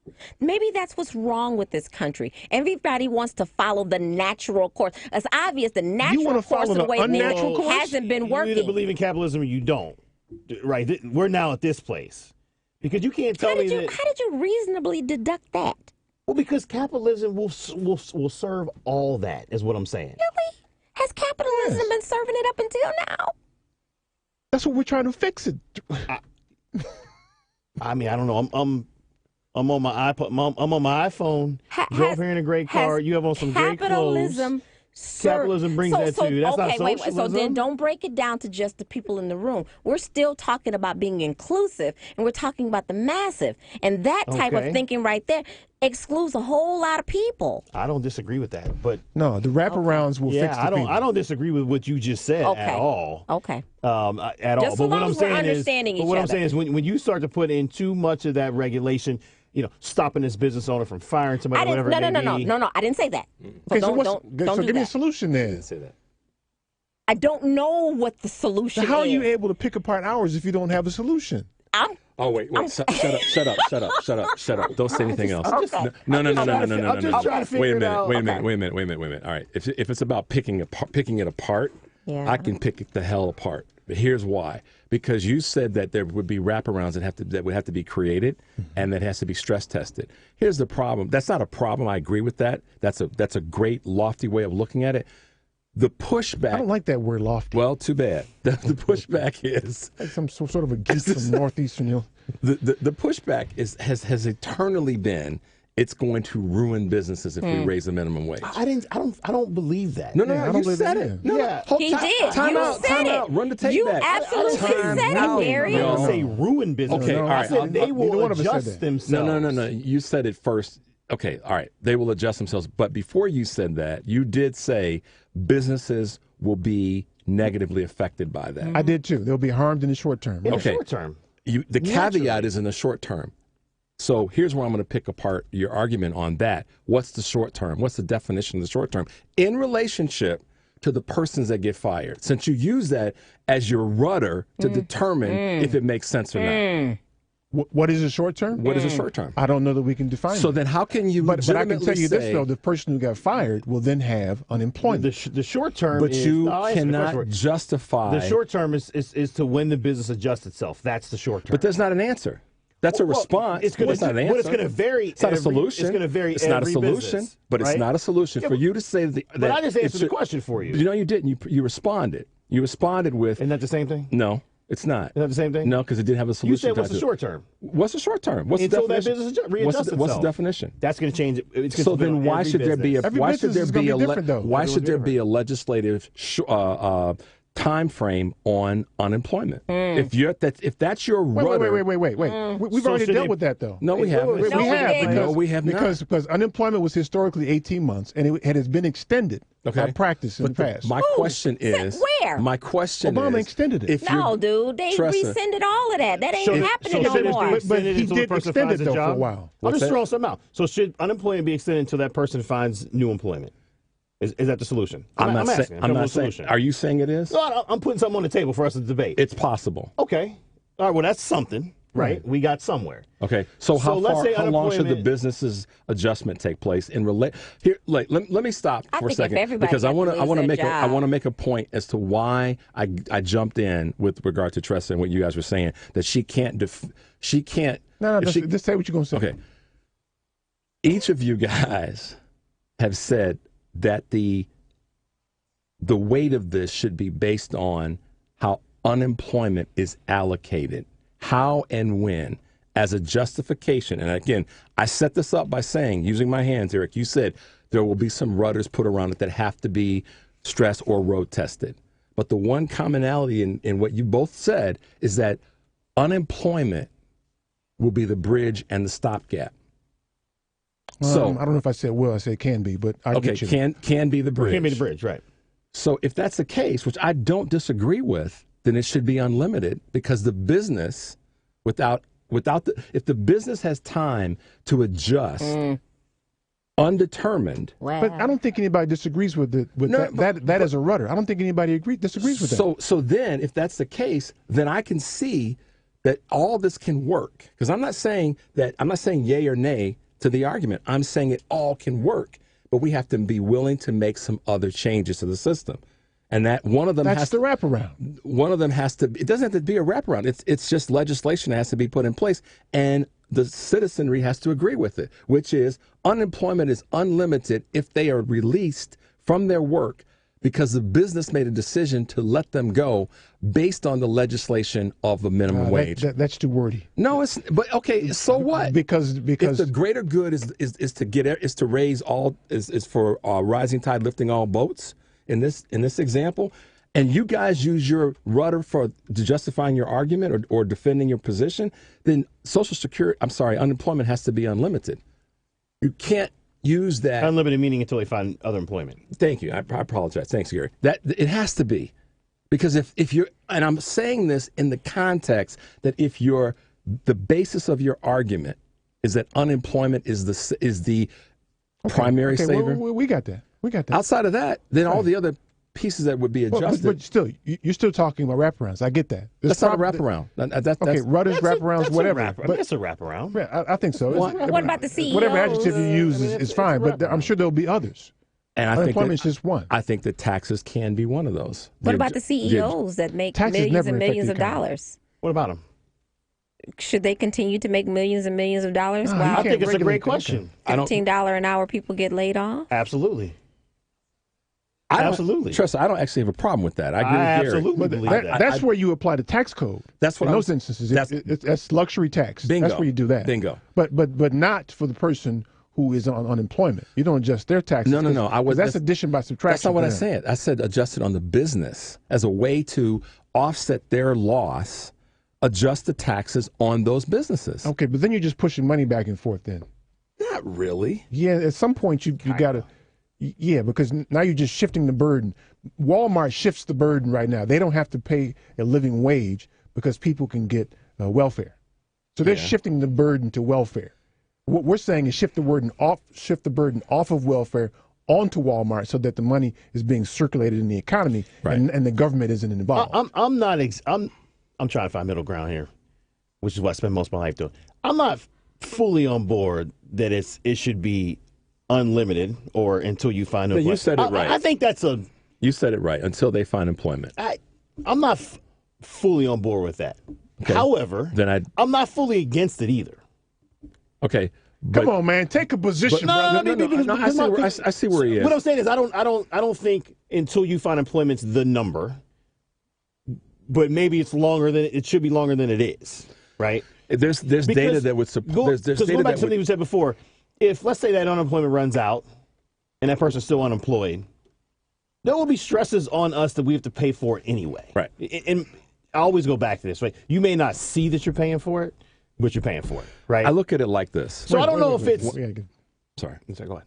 We gotta get the phones, man. No, we're good. We're good. We can go back all the time. Yeah, but this can go on. You guys can watch this in the after show. How about that? Let's get my man Thurgood here. He's been holding for a long time. Thurgood, what's up, man? Fascinating conversation. I was an economics major before law school. Let me offer some concrete examples to make my point. We were talking about political economies and public policy decisions. In Western Europe, education is free, along with healthcare in most Western industrial societies. Let's take the example of Germany. Germany, you recall, lost World War II. Well, they recently enacted legislation wherein from kindergarten to the Harvard of Germany, it's free, not enhanced or equally funded, free. Israel, let's take that as a concrete example. Since their inception, since 1948, they've had single-payer, free health care.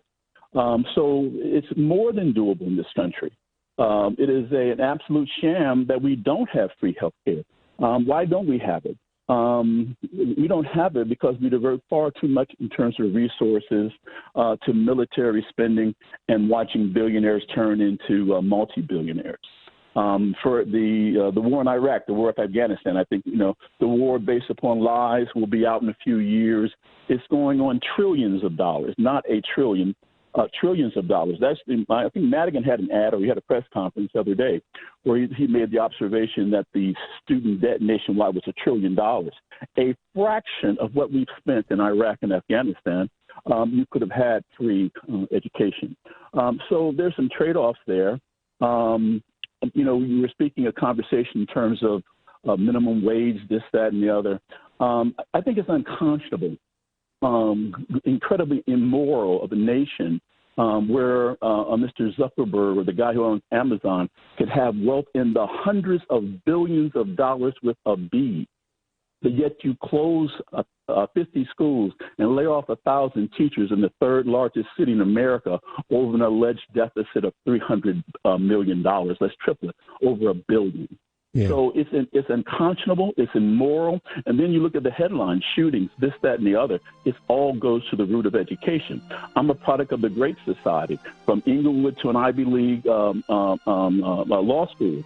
That was because we made an investment in people as opposed to purposely underfunding education, such that they can go into the privately owned prison system, which is traded on the New York Stock Exchange.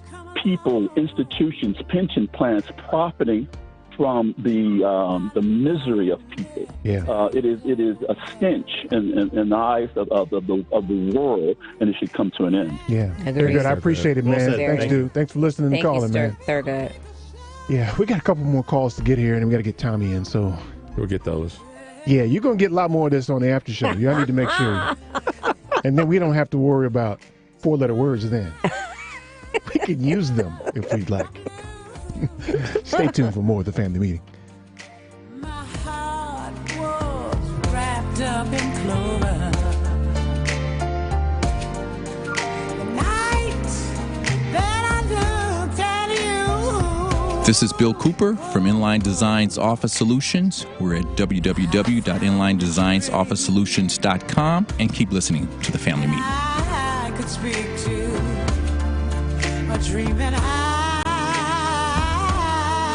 that I could call my own. I found a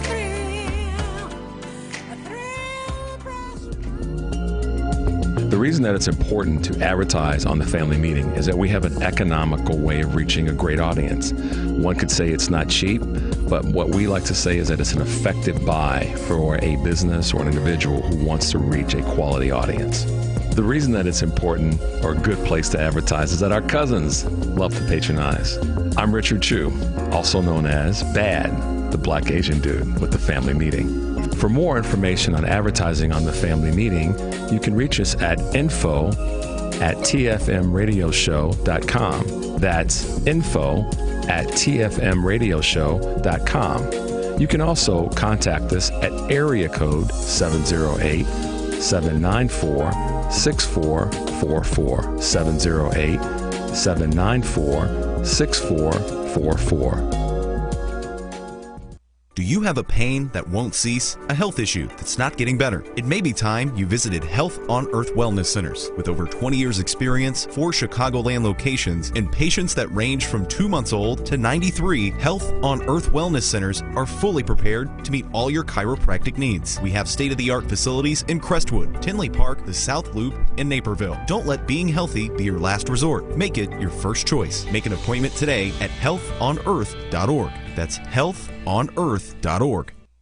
The Law Office of Darnell Lyles is ready to help you.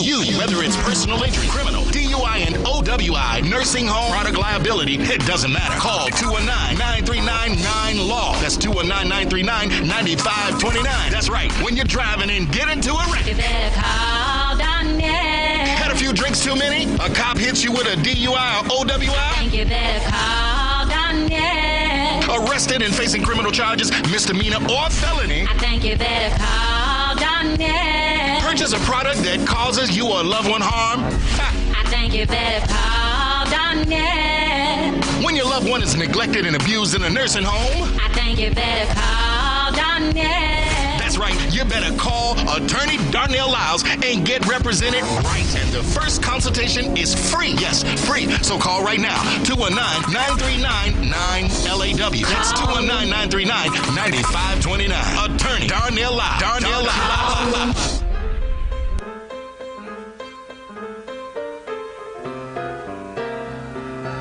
You know the night time is the right time. This is Pam Jackson, business consultant in Chicago. Welcome back to the Family Meeting. See, y'all missing the good part, man. During the break is when the conversation happens, man. We got to figure that out, man. We got to figure that out. Let me get, thanks, Baby Bubbles, for Aretha today, man. Yep. It's Paul calling from Niles. Paul, what's up, man? I got to give you a minute, man. Farewell to the Queen of Soul, Aretha Franklin. Only a very few singers are talented and beloved enough to earn a nickname containing royalty. Now, you may not know this, but when Fox News announced her passing, they showed a picture of Patti LaBelle. Not one person at Fox News knows the difference between Patti and Aretha. They do. This was no inadvertent error. No. What's the difference? They all look the same. Gesture is just another typical example of Fox's racist viewpoint and beyond disrespectful. Whether you call it fixed news, Fox noise, or faux news, they tell the truth 18% of the time. They're nothing more than the propaganda arm of the Republican Party and, tragically, President Stupid Dumbbell's news source of choice. Why should he shape national policy when he has access to the top people in every field that affect policy, when he can rely on Fox News, the network which, to use his terminology, is truly fake news and an enemy of the people? Scares the daylights out of me. Thanks, Paul. I appreciate it, man, as always. Let me get Charles calling from Georgia. Charles, what's up, man? Hello. Hey, man. How you doing? Hey, Charles. Can you hear me? Yep, we can hear you. Can you hear us? Hey, how you doing? Good, man. Yes, sir. You're one of 27 people watching you on the internet. My man. But wave to Charles, y'all. Hey. Waving to you now, man. Hey. But what I wanted to comment on is Paul. He's again, he makes some very good points. My mother passed several years ago when she was 90. She's from South Carolina, and at her funeral, she actually met one of her high school classmates. Of course, she went to school in the South in like the 1930s, and back then, like Paul said, people only got to go to ninth grade, and so my mother, who didn't really get her GED until like she was like in her early 50s, and later on became a teacher's assistant. She had the opportunity back then; she would have thrived. So the gentleman earlier said he's against. I guess he said fully funded secondary and beyond high school. Education. Back then, like you said, the skills required to exist in society really only required like up to like say 8th, 9th grade. And with technology and the efficiency, you can't really do anything and make a living wage unless you have at least a 4-year education. Mm-hmm. So, I think that it only makes sense to have like a fully funded education. And people are always talking about we don't have any money. I mean, Trump just canceled a $93 million military parade, and the debt is at $23 trillion now. Yet he just increased the military budget by $700 billion. We're getting money from somewhere. I mean, it's about priorities. You can spend your money on this and that, but really, I guess we empower politicians to make decisions based upon, what we want them to do. So people need to get out and vote those people in to make those decisions that are moral and just. Right. Yeah, man. Well said, man. Thanks, Charles. Thanks for holding, man. Charles. We appreciate you, man. Let's see what's on my man Tommy's mind. Tom, what's up, man? Well, I just want to say this, and I'll try to make this pretty clear. Most times I call in and be absolutely ridiculous. But, it comes a point when reality actually meets the road, and the dummies still don't get it. Since the signing of the outsourcing of the other job by Bill Clinton, there was a time in the United States of America where an individual went to school, could choose a discipline, come out of school, and go into that discipline. There was also a time when those individuals who lived in the United States of America who had no use for education could go into some business and work and make a living wage. Now we're in a state of mind where individuals are saying to you that you need to be educated in order to be a productive citizen of the United States of America, and yet everything in the United States of America is made somewhere the hell else. So when you begin to start to recognize a simple principle called skip you, and we don't care who you are, then you begin to recognize another situation. How come Donald Trump is up there doing all the stuff that he's doing, and the entire nation is sitting back waiting and hoping for the next shoe to drop? And the only shoe that's going to drop is when Tommy tells everybody, get the hell on the boat. We're going over to Africa, and it's the wildebeest and the lions. Let the lions get them and get them all, man, because I'm telling you, as sure as I'm sitting up here talking to you, that Tressa is absolutely right. There is no sense that makes sense when you tell me I just got $5, but I'm paying $8 for a loaf of bread. That's when I say keep listening to the family meeting, because hell, I'm making some more blue pills. I'm making blue pills now. I'm tired of taking them. I'm making them. I don't want to make no more money. Goodbye. He got it out. Yes, he did. I love all it. of it. That's our weekly customer service and community contribution to get Tommy on. Let him get it out. Yes. Otherwise, somebody gonna catch hell. So I'm gonna say this real quickly: increase education and wages will go up. I bet you $1. I agree with that. Because if we increase education, people are going to be more aware, stronger, productivity goes up. Absolutely. They will demand to be paid more. And businesses, whether they adjust or not. And by the way, you'll pay them more. And that's why I said earlier, you're right. That's why I said earlier, it goes back to keeping the chess pieces off the board. I mean, we can get into all the economic conversation about this, but to me, it's always been a very simple conversation. And it is, a better educated society, everything starts there. Yeah. Because whether we're talking black, white, green, or purple, we can agree on that. The people who have ain't no purple people, man. The black, white, green, and other whatever else. We don't have green people either. But you met some green people, man. You travel a lot. Many green people before? No green people. They ain't feeling too well if they're green, right? Yeah, maybe purple, but no green. But seriously, it starts there. We can agree on that. It starts there. We all of us in here have education minimally, and then we layer it on top of that to some extent, and it's made our careers. And we could take persons who were in businesses where they had education and those businesses shifted, So what would have allowed them to shift and do a better job? See, I think what's really kind of the sad part of the conversation today is the fact that we can all get in the room here and identify our permanent interests and present some solutions, right, with some holes, admittedly. There needs to be stress tested and all that stuff. I get that.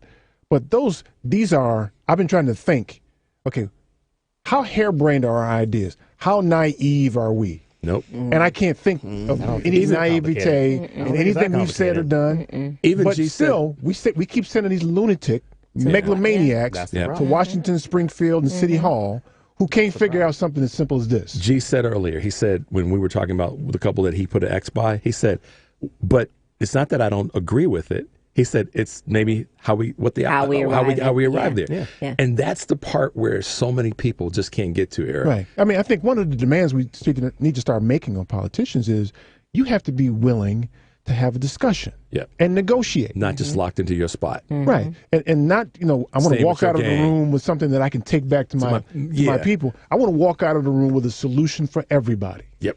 Right. That list you gave, the four of us in this room can get to a solution on every last one of them. Right. Well, no matter where we started. We've been for a generation, or at least some movement, because like some of the things, to Gary's point earlier, people are so stuck on that they can't even get out the door because of what you said, G, about looking good to some lunatic Yahoo living in a trailer home somewhere that you don't even know. But he's your vote, and he wrote, and somebody who's doing some data work said you got to make this person happy, which is crazy. But that's the way these elections work, and that's on both sides of the aisle. But my point is we can get there on every last one of those issues, and I may not be fully happy, but compromise. You're never fully happy. But the idea is you get there together. I had a conversation. If you had a good compromise, nobody's happy. That's what I'm saying. Look, here's that's what I'm saying. I think people think they have to win. It's like, you don't have to win. You just have to get to a workable solution. I don't go to church every Sunday, and none of us do. But here's a very simple, kind of parallel with Gary saying. You go to church, and the sermon is good for is better to some than it is to every person that's in that church, no matter what the faith is. Everybody got something, and they left the church, and hopefully everybody was in at least the same mood. Unless you go to the Catholic Church, in that case, you have to guard our children. Come on now, Eric. We had to touch that today, man. Don't say touch. Over 1,000 kids. Why are you using the word touch? Can't say that, man. We had to address that. You got these clergy playing grab ass with little kids. Don't get me started. Come on, I had lunch with a couple of guys who what you mean? Really, man? No, you don't want to touch that. That's a conversation for a whole nother show. Well, of course, I'll wait till there's 5 minutes left to bring it up. To drop that on us. But look, you got grown men playing grab ass with little kids in these churches for years, and then you've got the higher ups hiding it. Gary, I'm gonna be respectful. That is your faith? Listen, and it's not to say that it doesn't go on in other faiths and religions. It's not at all. We just take care of it. No, we don't let that happen. Well, Tressa, a lot of the time you're right. It's systematic. But to have such a large... I didn't say that it didn't happen. I didn't say that. It's top down. But to have such a large global organization with the wealth that it has, to allow this to persist is shameful. So what does that tell you? It tells me a lot of things. Did y'all see the movie Spotlight? Any grown-ass man playing grab ass with my kids, I'm undressing you, and you got real problems with me. And I'm driving. I'm just saying. I got gas money. I'm driving. Look, y'all. If you haven't seen the movie Spotlight, and I have to say this about this particular faith because it is an organizational, systemic problem, and they cover it up. Other faiths do, but this is a systemic problem, and for it to continue. I mean, let's face it. We kind of thought we made some moves on this within the Catholic faith 7-8 years ago. And when Spotlight, the movie came out, that really put a spotlight on this issue. And then to have 50+ kids? No, man. That's just crazy. That doesn't make any sense, man. That's hurtful. It is. That's painful. You see some of them coming out, some of the leaderships in the church now is coming out saying, well, we solved that years ago. No, you didn't. No, you didn't. You didn't. Clearly. No, man. No. And to me, that it's not on our list, but that to me is a permanent interest, child safety. And how we create that, how we design that is a whole other conversation. That is shameful. And the fact that it persists, I mean, so this was, they reported on this, a week or so ago? Yeah. Yeah, something like that. And you don't have anybody in the church coming out forcefully Yeah. And saying this is a shame. That's been the pushback, is that you haven't heard anything from the higher ups. Yeah, that's why I said somebody's supposed to come out like that's why I that. railed on about systemic. Yeah.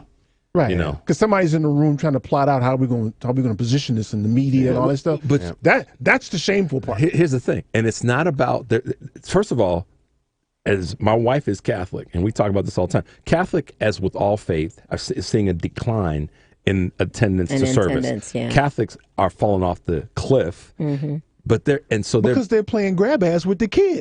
And the other part of it is here's what I was told, and I have to believe it. There are so many other cases in the Catholic Church that they haven't even gotten to yet. And so a lot of people are leaving the Catholic Church, leaving the Catholic faith. I don't care about that. I don't even care about people leaving. I just care about those higher ups wearing them old fancy robes and them funny hats. Y'all ain't saying nothing now. Yeah. They are big. Come out here and swing some smoke around and do whatever y'all do, man. That's been the pushback. And tell me what answer that, man. Yep. No, you did say swing some smoke around. What they got weed in them things? No. What is this? It's some rotten incense because it stinks. Come on, man. Don't stink weed in there. Yes, man. Come on, man. Listen to you, heathens. Oh my God. Your little fancy dresses and fancy hats, walking around in churches, grabbing ass on kids. Come on, man. My faith starts right here. If I can't manage my own and do right here, church ain't gonna change that. A building is not going to change that. Listen, if you Catholic, you People mad was at me now? when they went there. Thank you. And they hid under that robe. If you Catholic and you mad at me now, be mad. It's kind of like you say, Eric, go kick some rocks. It's not that all Republicans are racist, but chances are, all if they're racist, they're probably all racist. Come on now. That's just. He does say it. That's your boy. That's your boy. He does say it. He don't back down. He says it. Unbelievably generalizing statement I've ever heard in my entire life. Are pedophiles. Listen, man. All I know is they've been playing grab ass with kids. That's all I know. Catholic priests are pedophiles. Not all Catholic priests are pedophiles. Mm-hmm. You don't think so? I don't know if they are or not, but there's a lot of them who are. Yeah, that's the story right there. There's a lot it is who as are. pervasive as the police force. You know what? If you're not identifying the bad guy, you're one of the bad guys. If you're not outing him, you're one of the bad guys. That's right. If you don't get the cover That's exactly right. Yep. You cover for him like that. That don't make any sense, man. Nope. I went to a Catholic school when I was young. And Father Clement didn't get to me, but I wonder how many people he got to. Well, that's the thing, and that's why so many are leaving. So the reason that they aren't talking about it, G, is because that's touching their money. Business, KC. Okay, that's all the time we have. I want to thank you for yours, from my friend, my boy, G. Thanks, man. Thanks for having me. Senior Vice President of Aerial It feels good to Investments. be back, man. Good. We got to make this more often, It feels man. good to be back. Thanks, Tressa, for doing the news and how you do it. You're very For the Black Asian dude. Love y'all. For Mike, thanks, partner. And DJ Bubbles. Tune into the family meeting every Sunday at 4. You want to see the after show, y'all. I promise you. Peace.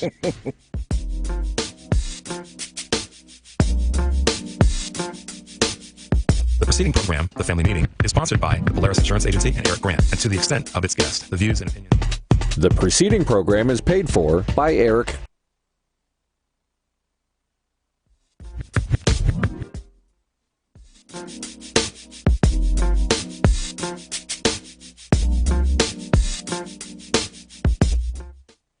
Threats. I'm Evan Haining. President Trump is blasting the Russia investigation and denouncing today's New York Times article about White House lawyer Don McGahn's testimony to special counsel Robert Mueller's investigators.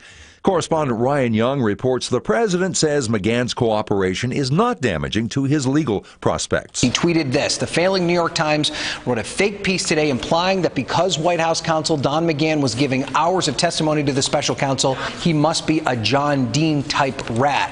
But I allowed him and all others to testify, even though I didn't have to because I have nothing to hide. Well, Trump has been calling former CIA Director John Brennan a loudmouth, partisan, political hack.